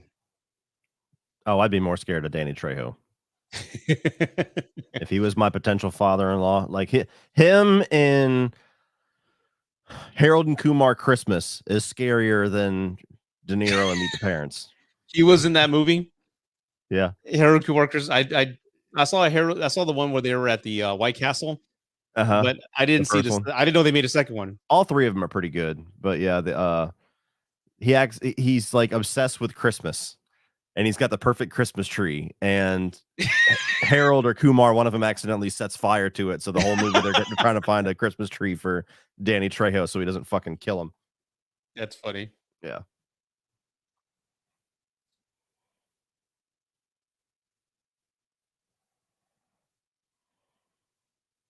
Yeah. That's hilarious. I don't know. For me, I guess I've grown up with many Trujillos.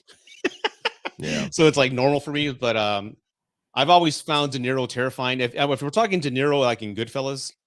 Oh no, he could be scary for sure. Yeah. I'm just saying. Trejo, I don't know what it is. I'd be like, I'm sorry, sir.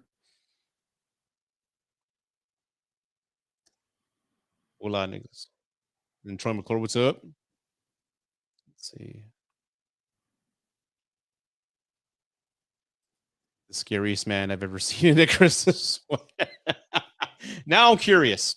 Now I have to check this out. Watch them. They're good. Okay. Especially now that it's Christmas time. You don't really need to see the first two if you just want to watch the Christmas one, but all three of them are funny. All three of them are worth checking out. The Christmas one might actually be the funniest. I'd be more scared of Denzel being my stepdad, especially in American Gangster. Yeah, that's a great movie.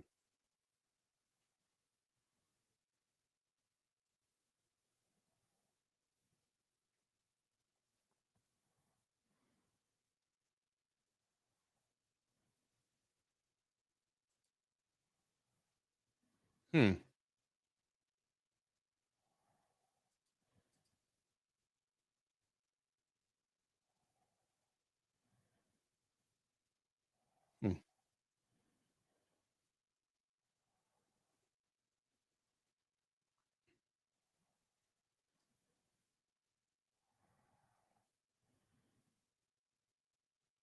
Did all the guys in high school after they saw this all get beefed up? No. No, they just acted stupid.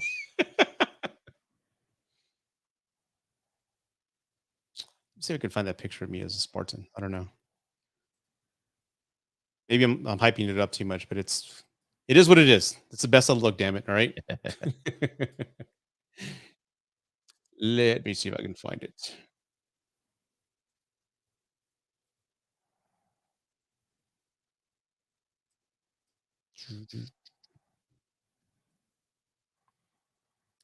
I can tell you what my negative is with the movie. What is it? Once the movie gets started, it's basically battle scene, narration, battle scene, narration. There's not a whole lot of time spent actually developing the characters. You don't really get to spend time with them or know them beyond a few of their specific traits. And so if you're not like really in the mood for a bunch of battle scenes, it can kind of wear thin on you after a while.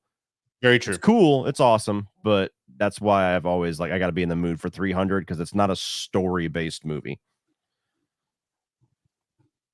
It's like sequence after sequence after sequence. Correct. Gotcha. That makes sense. Because again, knowing the plot and how it's going to end, I can, yeah, I can feel the runtime, is what I'm saying. Yeah.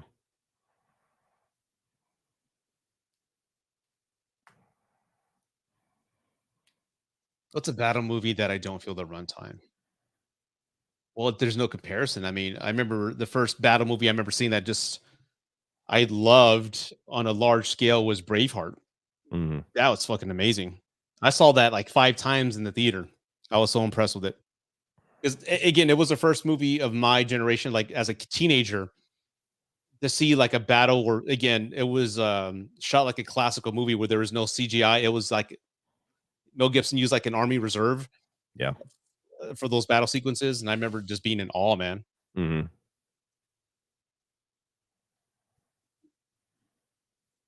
The Patriot, I guess, would be another one, maybe.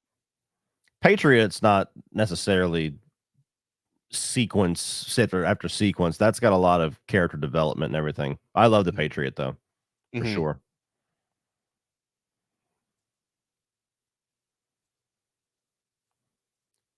Pretty much anything Mel Gibson touches, I guess. As far as war movies, I'm like, hell yeah. Mm-hmm. I know he may not be the popular man with a lot of people, but anything he does, I love. There I was talk a specifically about his work. I've always yeah. loved him as a director, as an actor. Yes, I get excited when I see Mel Gibson. I can't help it. What movie was it? It's like being dragged in the pavement, something of that. Dragged across pavement, dragged Yeah, across concrete. there you go.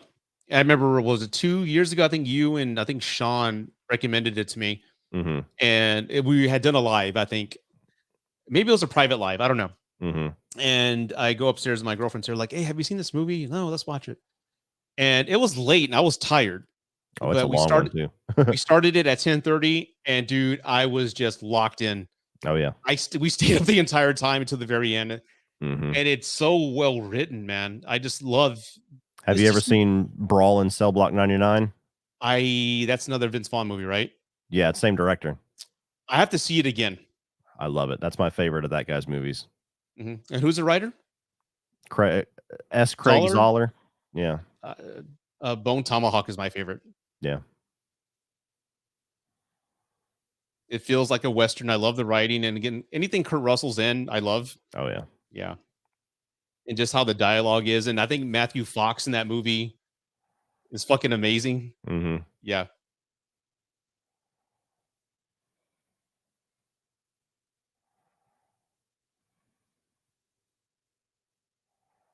Hmm. Damn it! Now that you said that, Cody, now I'm just looking at the narration and sequences. Narration sequences. Uh-huh. Now that you said that, now I can't unsee it. Yeah. God damn it! Fucking ruined it. God damn it! You took the lore away, man. God. And you blew it.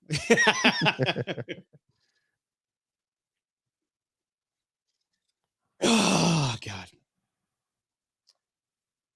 Dragged Across Concrete was great. So is S. Craig Zoller's other films. Yeah, Bone Tomahawk. That's I mean, I think that's the first film I was introduced to.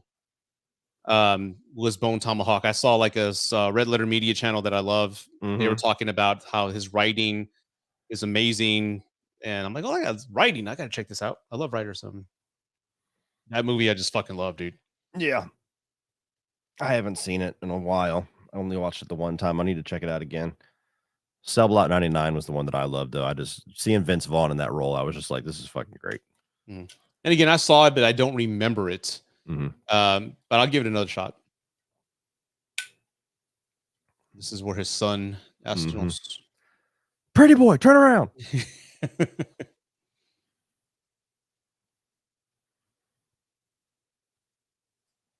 It's like I understand he's angry, but again, you brought your son to this battle where it was like a one-way ticket. What did you expect? Yeah. But any parent who saw that, I'm Don't pretty ever turn sure I your would just back on war, you stupid boy. yeah.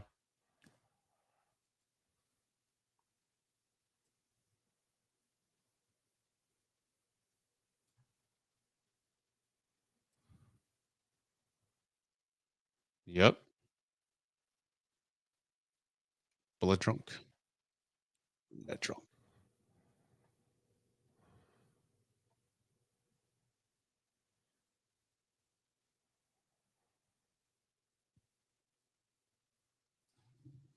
Wait, which one is that? Still trying to find that photo so I can show everybody me shirtless 10 years ago.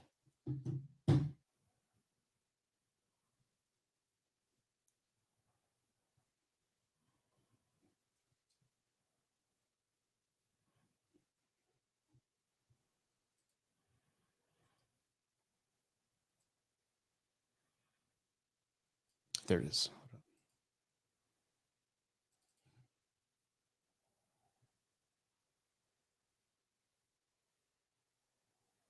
Yeah. You see the Mel Gibson? I was thinking about Mad Max. Did you see the trailer for Furiosa? Yeah, looks good. I couldn't believe that was Christian, not Christian Bale. That was Chris Hemsworth. Mm-hmm. Like, hey, I like that. That guy's versatile. Yeah, I'm glad he's never really been like pigeonholed where he can only play Thor because he's movie star. The Extraction movies are fucking killer. Mm-hmm. I saw part one. They made a sequel to that, right? Because the part one ended, I guess, on a cliffhanger. I mean, I don't remember it ending on a cliffhanger. I can't remember, but yeah, I think part 2 is better than part 1. That's really, it's in my top 3 of the year. And that came out last year, though, right? This year came out in like February or March, maybe April. I don't know, but there was like a month there where it was like John Wick, Extraction, Mission Impossible, and it was just like, holy fuck, action killer this year. Then you got Silent Night, and it's like, well, almost.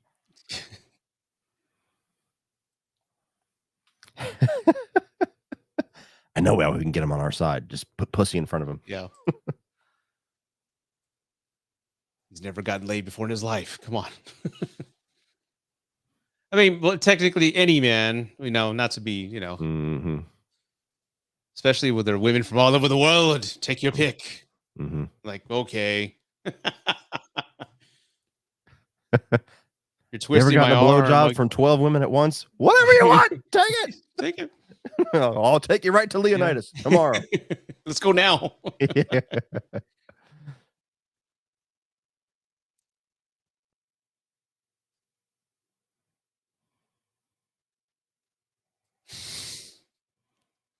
The women.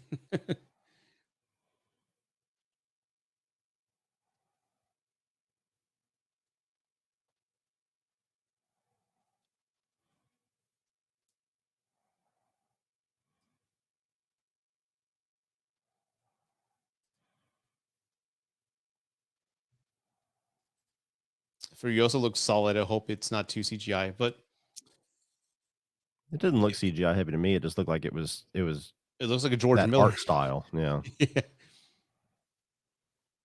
The quick zooms and all that. I'm working on a list of like my best theater experiences. This is my next video that I'm thinking about doing as far as rankings. Oh shit. And I'll never forget leaving the theater after I saw Fury Road. I'm like, what the fuck was that? It was just like a breath of fresh air because I hadn't seen a movie that with that type of energy in a while, and it just stood out, man. It was like this nonstop ride, and it was just insane, and I loved it, man. I absolutely love that movie. And this one looks just as good. For whatever reason, the Furiosa trailer, I've seen it like 5 times. I just like the editing style of a George Miller film. I just like the way it looks. There's something hypnotic about it.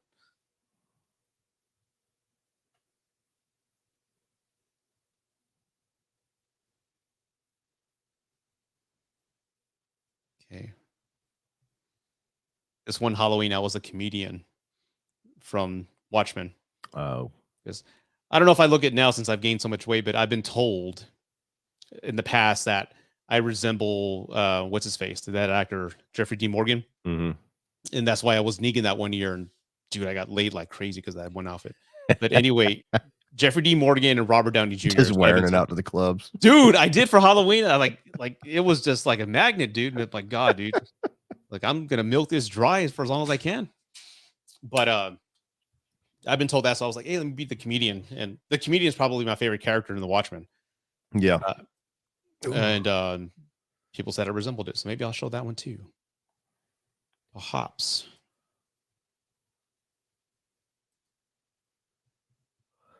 Okay. And everybody joining. We are at the 1 hour and 20-minute mark.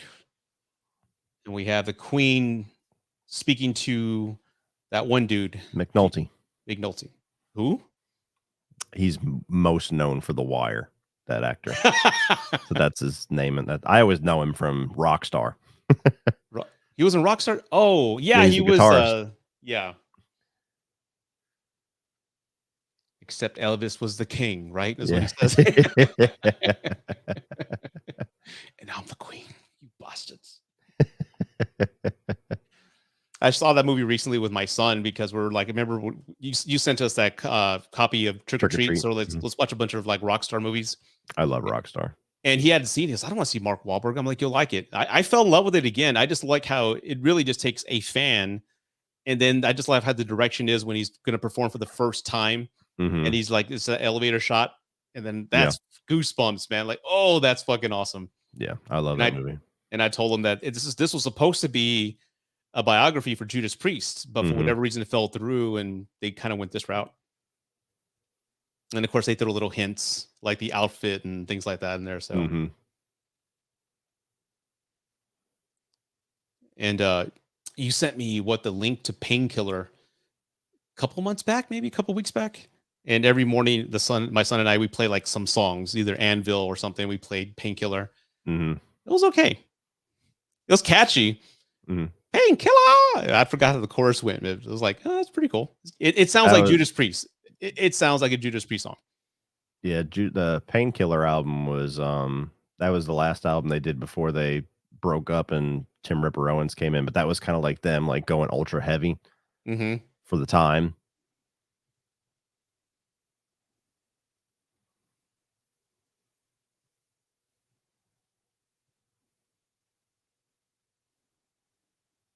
I did not look like the comedian. I looked like Gomez dressed as a comedian. I'm not going to show that photo, dude. You know what? Fuck it. Let me show it. Let me just download it real quick. God, this is what, 2009?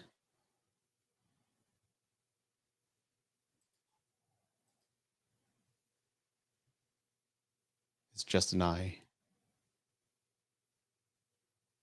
That's hilarious.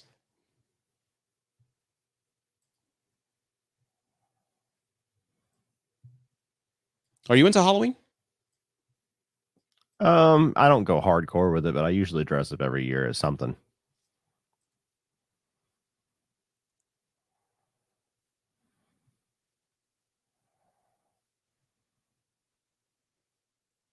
Oh shit. I've had this comment up forever. Why didn't you tell me something?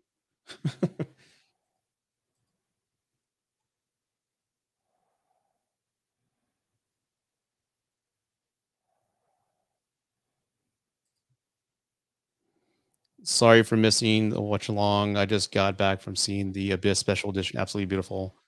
What up, though? So what up, though? What up, man? Now, don't worry about the watch along again. This is something I'm going to do more of every now and then, because again, I like that. I like the energy, just talking to people live and watching a movie. I've always enjoyed that mystery science theater type of thing. Not that we're cracking jokes every few minutes, but seeing movies with others, see what happens. I like that, man. Yeah. Hopefully CP can join us next time or whatever. Like I said, it's probably just gonna be me by myself or my fiance with me. She wants to dress up like Darcy, like Joe Bob, and she's Darcy. I'm like, well, let's see. She really wants to get into it. I'm like, okay, let's do it. Hey, man, might work. And of course, like the people watching will go from like 20 to like 150. Yeah, babe, they're watching because of me, of course. Yeah. The Abyss, I do like. That's one of my James Cameron films are freaking awesome, but I do like The Abyss. I've only seen it once. I didn't care too much for it. That's the only James Cameron movie that I've seen where I'm like, not really for me. I hear the horror stories of that cast. Like what Ed Harris says, he never talks about the film or what he did, what happened on set. He only talked about it once, but he'll never bring it up again. He hated it that much.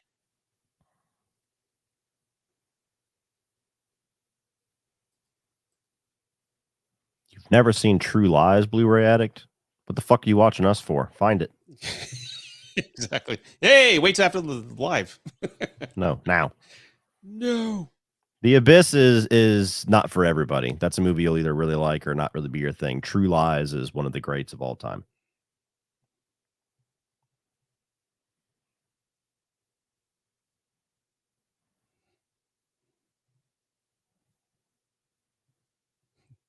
Yeah, I'm looking through all these old photos from 09 back when I was married. It's like, man, it's like another lifetime ago.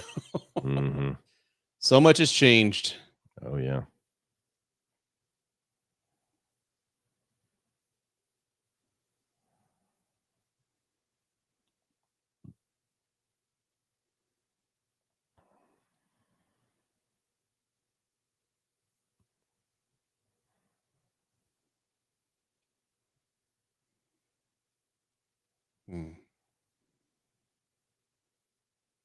This is a nice pause in the movie. I'm going to make note of that in my review.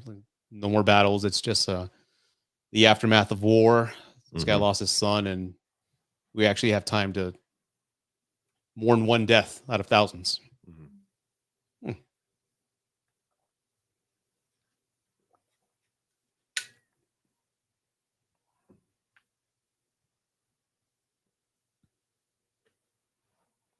Fuck is it?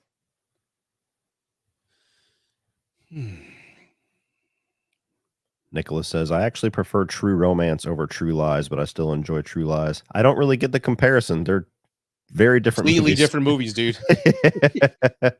I mean, I agree with you. I prefer True Romance. It's one of my favorite movies of all time, but that's apples and potatoes.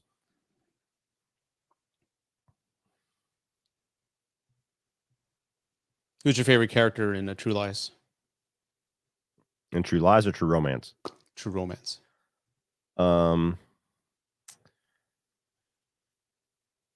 I don't know. That's a good question. I mean, Drexel's, it's hard not to say Drexel. He's kind of the most memorable character, but yeah, that movie, I mean, it's a Tarantino script. Every character is memorable and stands out in some way.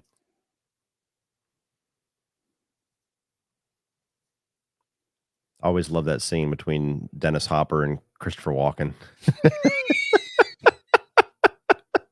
That's the greatest scene that's ever been written in the history of fucking movies, I swear. I love Walken, but I love how after hearing that speech, which is again historically accurate. Yeah. And you're he just laughs. He just laughs. Oh, it's fucking great. God, man. And tell me, am I lying? Yeah. I like the two Italian, the WAP guys in the back too. Where he's like, what the hell happened? He's like, oh, he told Don Vincenzo we was this, so he shot him. Yeah.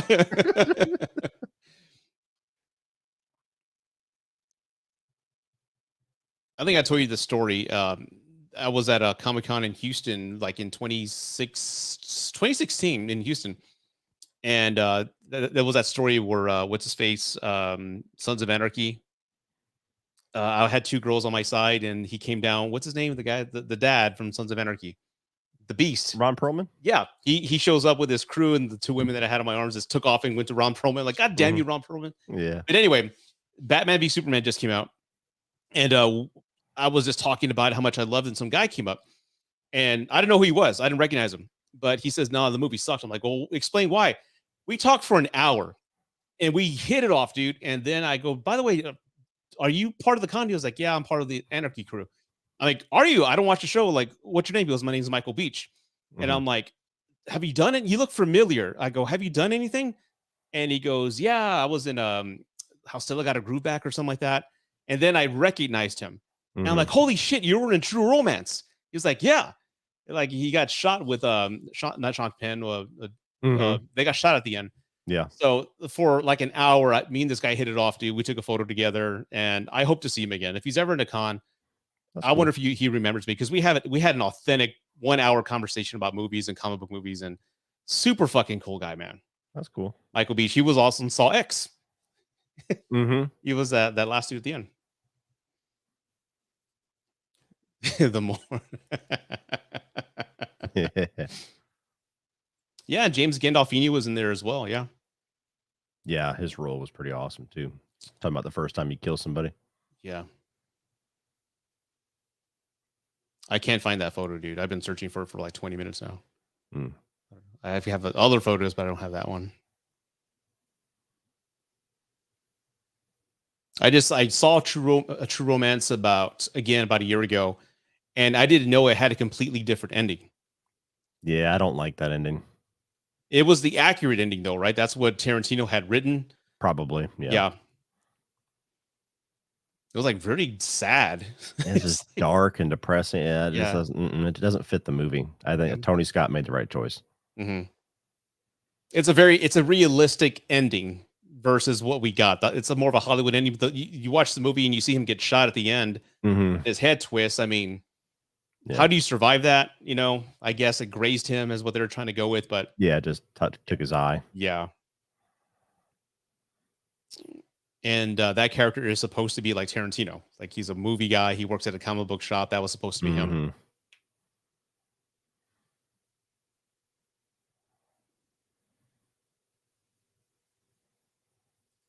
I've never seen that movie. It was okay. It was an action movie with Gerard Butler from earlier this year. Plain. Pretty generic.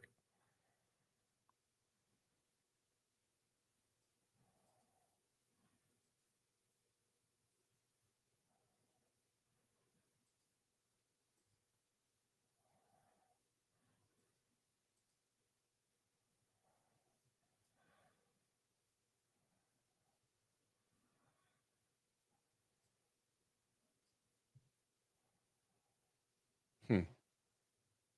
He did screw her over on this part. Hmm? He did screw her over on this part. that politician. Mm. She wanted an audience for the council, and he gave her that, but only if she slept with him. Yeah. Yeah, and then he does this.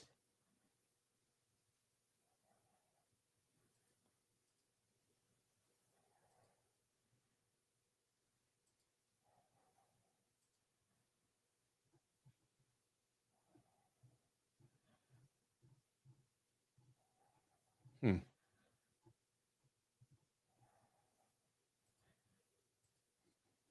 After the shit show that's been Marvel for the past year, I doubt this will happen, but they could use someone like Zack. He would never go to ramp up. I know he said he would like to do Elektra and Daredevil. I saw that on that Vanity Fair piece. That'd be great, but I don't think that's going to happen. Mm-mm.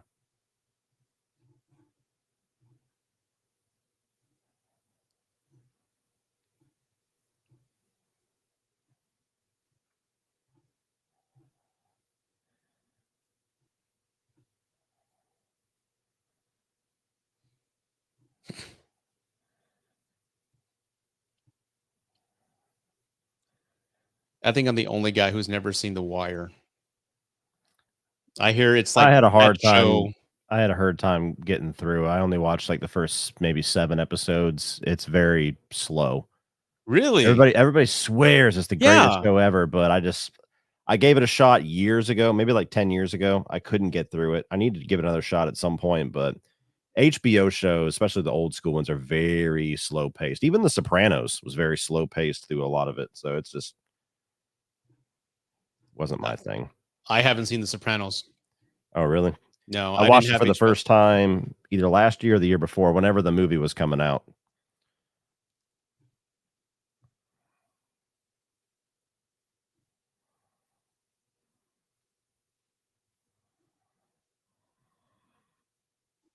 Are we already at the end? The last battle? Yeah.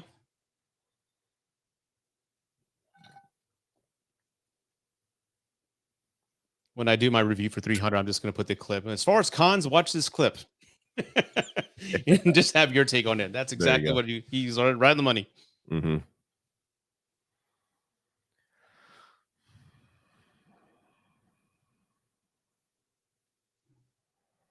And I can see that if you're not a Zack Snyder fan and you hate the slow mo, then this must be torture for you. Yeah.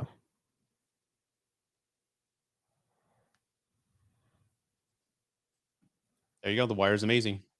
That's what I've heard.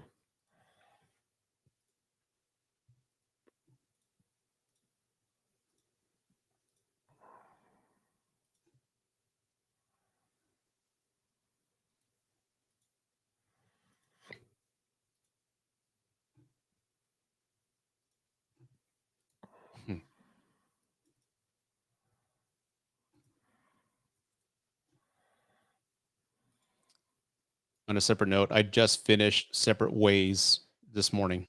Yeah. For the first time. It's pretty good. It was longer than I thought. I thought it was going to be like a 15-minute deal, like a couple of stages. No, 8 hours it took me to beat it the first time. Yeah. Yes, I suck. I know. I'm not a gamer like you, Mr. S tier trophy whore. I've been playing the fuck out of Metal Gear Solid 5. Really? Replaying it for the first time. I'm addicted to it. Are you live? No, I haven't done it live. I've just been doing it, just laying in my bed. Rome was great. I didn't see Rome. I heard a lot of great things about Deadwood. Same. There was the other one with Steve Buscemi, like Empire. Boardwalk Empire. Yeah, I heard that was really good too. That one I didn't see.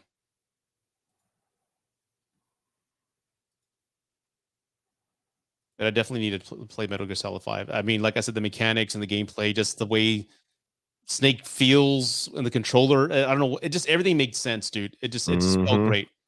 Mm-hmm.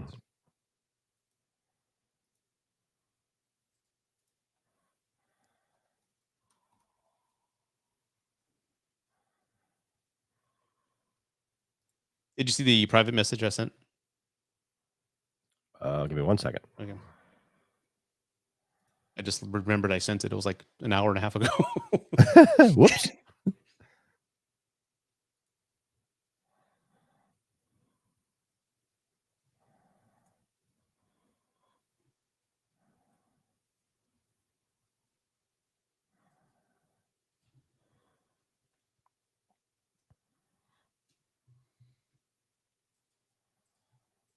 Shit. Yeah, I hear it's a good show. That's the one I definitely need to check out.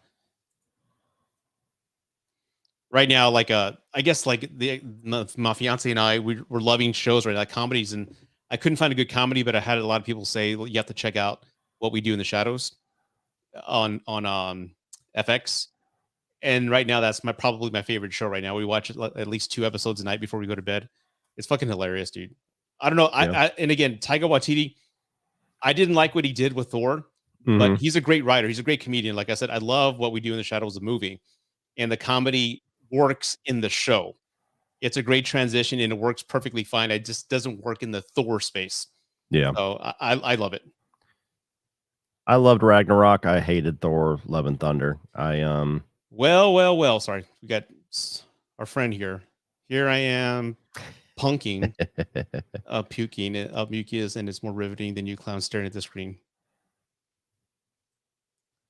Well, shut up.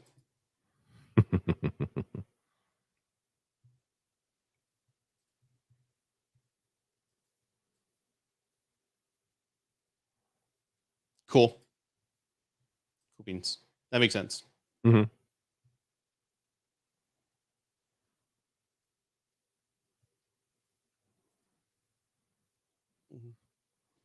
Yeah, I mean, as far as my thoughts with 300, dude, it's like ever since you said that, I can't unsee it. I think it's like maybe a good 40 minutes of just battle scenes. Yeah, the whole middle hour or whatever. Yeah, and it does kind of drag, especially on rewatch. But if it's a first time experience, I think you'd like it.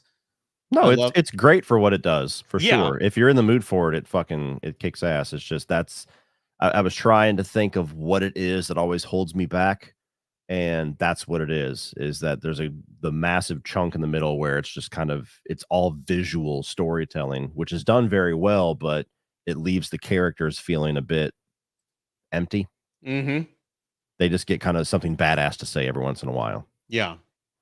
I mean, it has its iconic moments, right? It has those moments that everyone can quote, but yeah, upon rewatch, definitely. And CP, God damn it, get better. You know, you need what us Latinos call a limpiar. You need a cleansing, sir. Maybe somebody put some bad voodoo on you. I'm telling you. But you need to go see a brujeria, some sort of like a witch doctor, somebody. He's got a fucking hex doll thrown into his bed sheets or something. Yeah. Someone put like a curse on your ass, man. It's just like one thing after another, man. I love you, fucker, but god damn it. Do something, dude. God. like escalating every 2 months. It's something like, good Lord. Yes, cleansing, sir. You need a cleansing.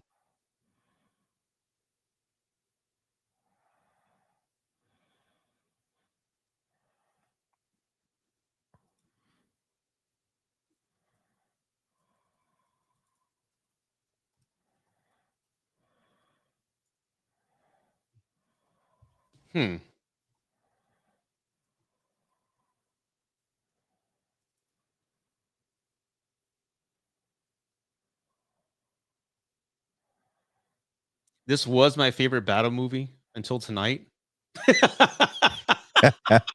God damn it, Cody, for calling that out. But I don't think what is my favorite battle movie. I think it's maybe Braveheart then. I mean, maybe that's it. I don't know. I gotta really put some thought into that. Well, they are watching homoerotic. Okay.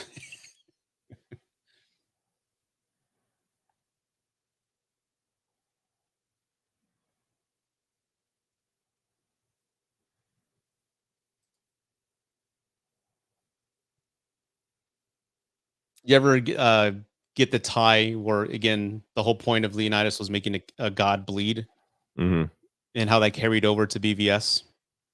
Do you bleed? Did you ever catch that? I'm sure at some point I probably drew the connection, but yeah, it didn't immediately come to mind. Making But a yeah, god same bleed. concept. Yep.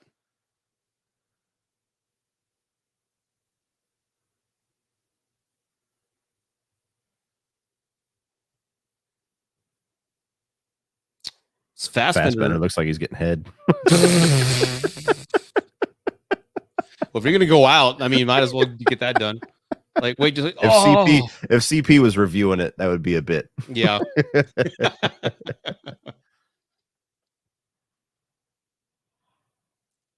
And speaking of which, I saw you sent me that message like, "Hey, I love you, man." Like, what are you talking about? Then you said your month of November rankings or whatever it was. And I saw the video and I didn't see it. I guess I wasn't looking at the screen. I was just listening to what you were saying. And I go, what the fuck's he talking about? So I kind of rewinded it. And just like, and then it was a jackpot. Yeah. What are you talking about, dicks? Like, of course. It said bodily fluids and weird staring and then a lot of penis. And it was like jackpot. I back that message. So if you're going to use it in that purpose spot, dude. Typically when I'm editing, things like that just come to my mind and then I'm cracking up for like the next 5 minutes as I assemble it. Yeah. So Leonidas is dead. And it's almost over. Yeah, it's funny. Like, I'm gonna go upstairs a little bit. She's gonna ask, "Hey, how was your watch along?" Oh, we're talking about The Wire the entire time. HBO shows. There really wasn't much to watch, and I get with watch alongs. Like, I think Mr. CP there, he says the bad movies are the fun ones because you get to laugh about them all the time. And I go, I guess that's true, buddy. And it's much more fun to do watch alongs for like the Deadly Friend. You know, we did that was fun. That was fun. Yeah, BB.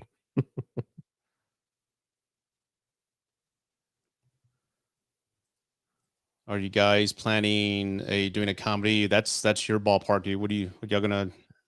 That's the idea that I'm most fond of. Nothing's set in stone yet. Typically, are there 31 comedies, especially nowadays? Well, there was a list that me and CP were going back and forth on where it was a nice little gathering of classic comedies. Be sure to put Blazing Saddles in that list. It is in that list. Yes, you haven't seen that, right? I'm not a Mel Brooks guy. I've seen Men in Tights and I've seen Young Frankenstein, and it's just not my type of humor. Really? Mm-hmm. Even Madeline Kahn? Oh, okay. Yeah, Young Frankenstein always seems to be his number one movie that everybody loves. That maybe Spaceballs. I haven't seen Spaceballs, but you've never seen Spaceballs? Wow. Yeah, Mel Brooks is. It's not really my cup of tea. The spoof humor. I grew up on Spaceballs. I mean, like so did my kids. I quote that all the time, man. It's like when I was going through like my divorce, I would put in comedies whenever I felt depressed and sad. It was Spaceballs, Three Amigos, and Beetlejuice that I haven't seen it since I was a kid, but I used to love Three Amigos. Yeah, where they were supposed to shoot the gun in the air and he shoots it forward. And, like, you killed the Invisible Knight. And you see it as an adult, you get all the jokes now. Like I never got the joke where like they're outside the bar and they go, "Hey, it's a plane," and I think it's a mail plane. And he goes, "What makes you say that?" He goes, "Don't you see its little balls?" Yeah, I didn't get that as a kid. Yeah. But that movie I loved, and like, "Don't move, O Guapo, or I'll pump you so full of lead you'll be using your dick as a pencil." He's like, "What do you mean?" I don't know. Now I want to watch that movie. I haven't seen it since I was a kid. Yeah, that's a good one. I used to play it late at night on Disney Channel. Oh, Disney, I think it was Disney. What would Disney Channel would show Three Amigos? It was either Disney or Nickelodeon, but I saw they played it. I think it was Disney. They played it like at night. Remember where like some of those kids channels used to play more adult stuff like after 11? I guess I was before it turned into Adult Swim, because I remember it was a transition from Cartoon Network and then it would go to Adult Swim. See, that's a cool shot of all of them dead, covered in arrows. That's a good shot. Mm-hmm. Okay. And you know what? As much as I love Zack Snyder, and again, I love his movies, I will always give him a fair shot. Again, seeing it with you here has me see this movie differently. And I understand the arguments where people say it's all style versus substance. Mm-hmm. I can see it with 300. As epic as this movie is, I think on rewatch, it doesn't have that same level of impact that you had when you initially saw it, because it is a great ride when you first see it and you're just swept away with the visuals and the story, all that stuff. But again, I can understand that argument now. And I think this experience helped out, well, at least watching it right here. Good. Yeah. But if I see that, and no, this is not a Man of Steel though. No. Maybe I only really get that with this movie as far as Zack Snyder. I don't really find him to be a style over substance guy most of the time. I think there's plenty of substance.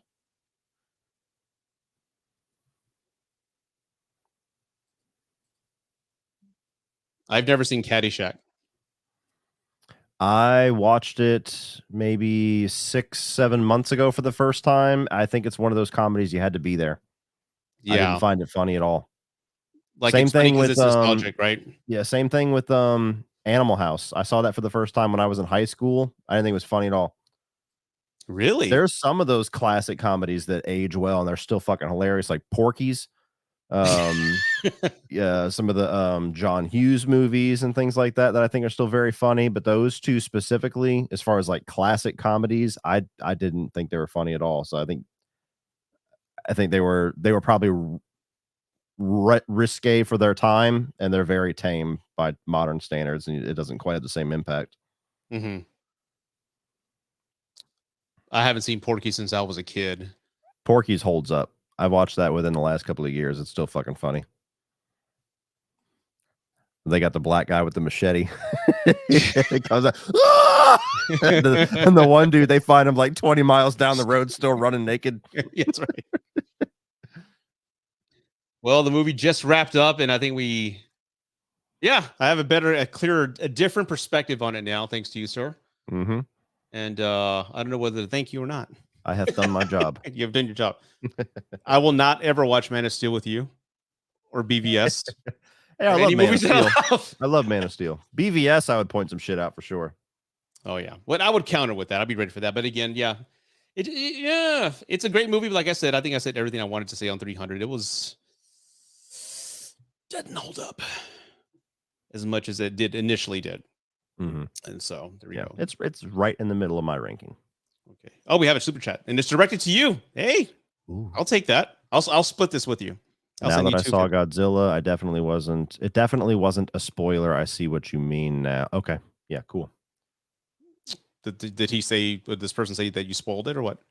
I was describing the main character in Godzilla -1, saying that he was a kamikaze pilot who did not kamikaze.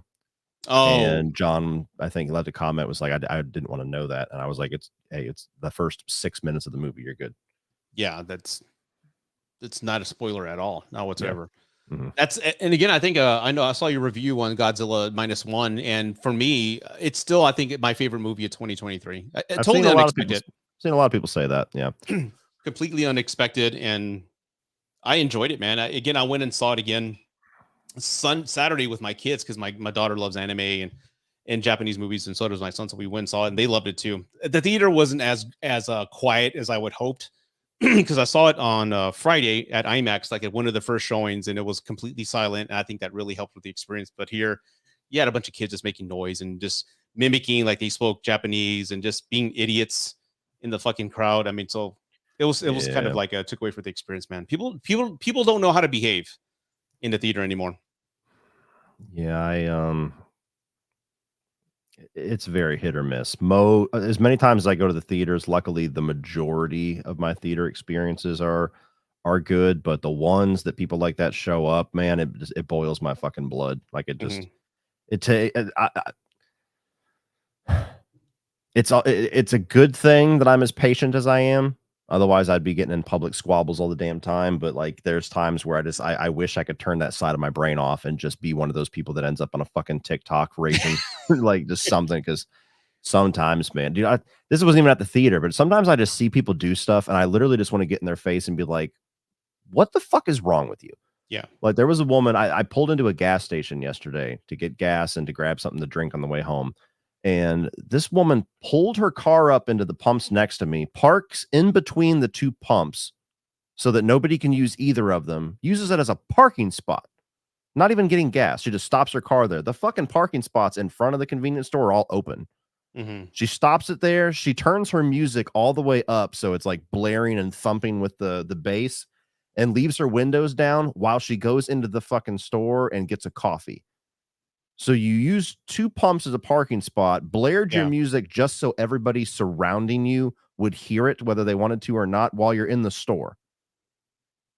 Like those just simple things like that, it just makes me like I want pain inflicted on people. Like, you stupid bitch, you filthy slut! Did you fuck with me? Exactly. That's what you should have said. It's just stuff like that where I sit there and it's like I gotta do a triple take. Like, how are people that fucking ignorant? Like, what happened to you that you have to be this way? That for no reason whatsoever, you have to just inconvenience your fellow man just because you can. I actually had someone says in the chat here that we should do like a video etiquette.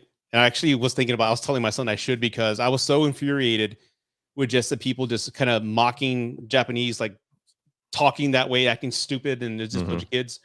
But post COVID, if there's a choice, if there's a permanent choice for me to whether see it at the theater or see it at home, I'm picking home all day, every day, unless it's like a movie like Dune where you have to see it on the big screen, right? Yeah. Or an event movie like you have to see with a crowd. But it's very hard for me to fall into a film and just be immersed in that world. It takes a lot. And once you're in that space, in that world, the slightest sound, a phone going off, somebody saying something out loud just takes me out of it, and I fucking hate it. If I can compare it in a sexual way, it's almost like you're going to get there, and right when you're about to get there, like someone walks through the door and just interrupts, like, God damn it, like, what are you doing? But yeah, I don't know what's like, again, I'm a parent, everyone has different parenting skills, but if your kid can't shut the fuck up, don't bring him to the movie, and don't bring that large iPad and have the brightness at like max to shut them up. Don't do that. If your kid's an iPad kid, don't bring him to the fucking movies, dude, man. Yeah, I hate that shit. I hate that.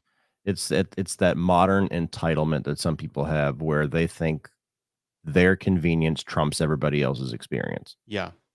It just drives me nuts where I'm just like, what? Like, who went wrong with you? Were your parents pieces of shit, or are you just an asshole? Yeah.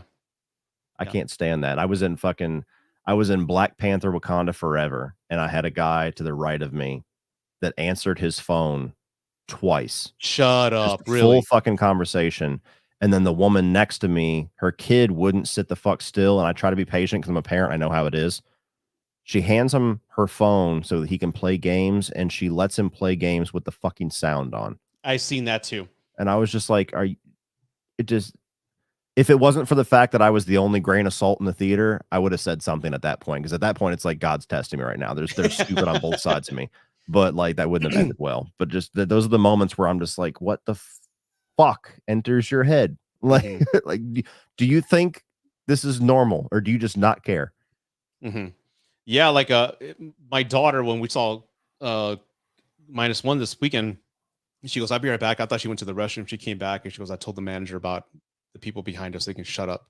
So she told the manager, and like, great. And then I went and told the manager again, like, tell these people to shut the fuck up. So the manager came and was standing right there outside the aisle, just standing there, like, "Hey, we heard complaints. Shut up." And they did eventually. But I have and will continue to do this. Like, if I don't have my kids with me, if I'm going to see a matinee and I'm by myself and there's somebody behind me just talking, I've done this and I won't hesitate. I just turn around and go, "Can you keep it down, please? I can hear you." And usually they shut up. I have never had anyone complain. I remember this son, he was maybe 18 talking to his mom. We were watching that Robert Rodriguez movie with the animated girl's face, whatever that, Kira. We're watching that. Alita Battle Angel. There you go. Man, your memory is great, man. I hate not having good memory anymore. But they were talking aloud, and I go, "Sir, can you keep it down, please?" And then they just got quiet and they got off and left the theater. They never came back. But I will say that I will be polite, but I will say that if I'm by myself. But if I'm with my kids or my fiance, I won't do that, because if it escalates, I don't want them to get hurt. That's what I always fear happening, is escalation, because I'm somebody where if it escalates, it's going to be bad. Yeah. And so that's what I'm like, it's going to be really satisfying to yell across the theater for this person to shut the fuck up and hear an applause, because I know everybody's thinking the same thing. But God forbid this is somebody that wants to show their ass. It's going to destroy the movie for the entire theater. And so I always have that little bit of, ooh, should I? Ooh, I don't know. And most times I'll just move my seat. I'll just go somewhere where I can't hear them. And that usually will be enough for me. But yeah, once in a while, it's like, God, like, yeah. I did that with Air, that movie that just came out. There's this couple just talking to me and they're talking Spanish, but I can hear them. And the theater wasn't packed. So I left and just got away from them. But what is up with that? Again, I know there's always been etiquette issues with theaters, but again, especially for me, I guess I'm just noticing that post-COVID is where it's really worse. I think people just forgot how to be courteous amongst other people. I mean, this is treat everywhere like it's their living room. Yeah. But it's especially the kids part. I mean, I get kids, and that's why I didn't bring my kids when they were very young, but I told them when they were very little. I remember we're watching Iron Man 2. I go, "Don't talk in the theaters. If you need to go to the restroom, just come and tap my leg and let me know." But they've been so well behaved in the theater since day one. But again, I told them to do that. You're just totally just ignoring your kid who's just talking. I get kids have a question every now and then, like, "Mommy, what does that mean?" That's cool. But if he he won't shut up. I mean, come on. This is in your living room. It's infuriating to me. And I would be so for if theaters didn't allow kids, like for maybe rated R movies, it's only 21 and over, I would definitely do that. That's why I love the Alamo Drafthouse so much whenever I come to Texas. Because I just like just that whole thing where they're like, "Shut the fuck up or we will remove you. No refund. Try me." I love that. I'm like, why can't more theaters do that? And yeah, so that's if I had an Alamo Drafthouse near me, that's the only theater chain that I would use, but I don't. Yeah. There's only one by my house, but it's about 20 minutes away. But yeah, they originated in Austin, and it's a wonderful theater. I love that you can get a beer there and get food delivered. It's awesome, dude. Yeah, but there you go. So how did we get on this topic? Godzilla. There you go. Yeah. Favorite movie of the year. Yeah. But yeah, dude, again, thank you for joining me on this watch along. Everyone who stopped by, thanks for tuning in. Again, we didn't have much material to talk about, but it was fun to watch it again. And I appreciate it because right after this, I'm going to film my review. It's going to be a fresh take, and I think it's going to be a different type of video than I was expecting. Thanks to you, goddammit. Give you a little extra flavor in there. Yeah. I loved this movie. It was flawless until an hour and a half ago. Until I had watched it with this guy here. Yeah. But I'll end the live here because again, I want to film the review. That's going to take me a little bit. But everybody, again, thanks for joining. I will do more of these. I'll probably be more selective on the films. I know my fiance wants to be part of this as well. So if it's not Cody, it'll be either me or hopefully CP, wherever the hell you're at. And the fiance here. But it's something I love doing. I love interacting with people and just having that live experience and just enjoying the film together.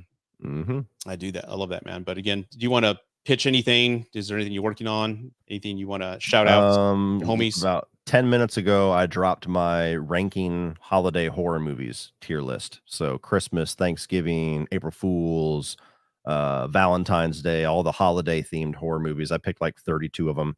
did a tier list. I was going to do like my top 10, and then it became a top 15. And then I started looking at it. I'm like, there's a lot of movies that aren't very good that I still want to talk about. So I ended up going the tier list route. But yeah, I just dropped that one. Nice little 50-minute video. So nice. I'm going to check that out right now.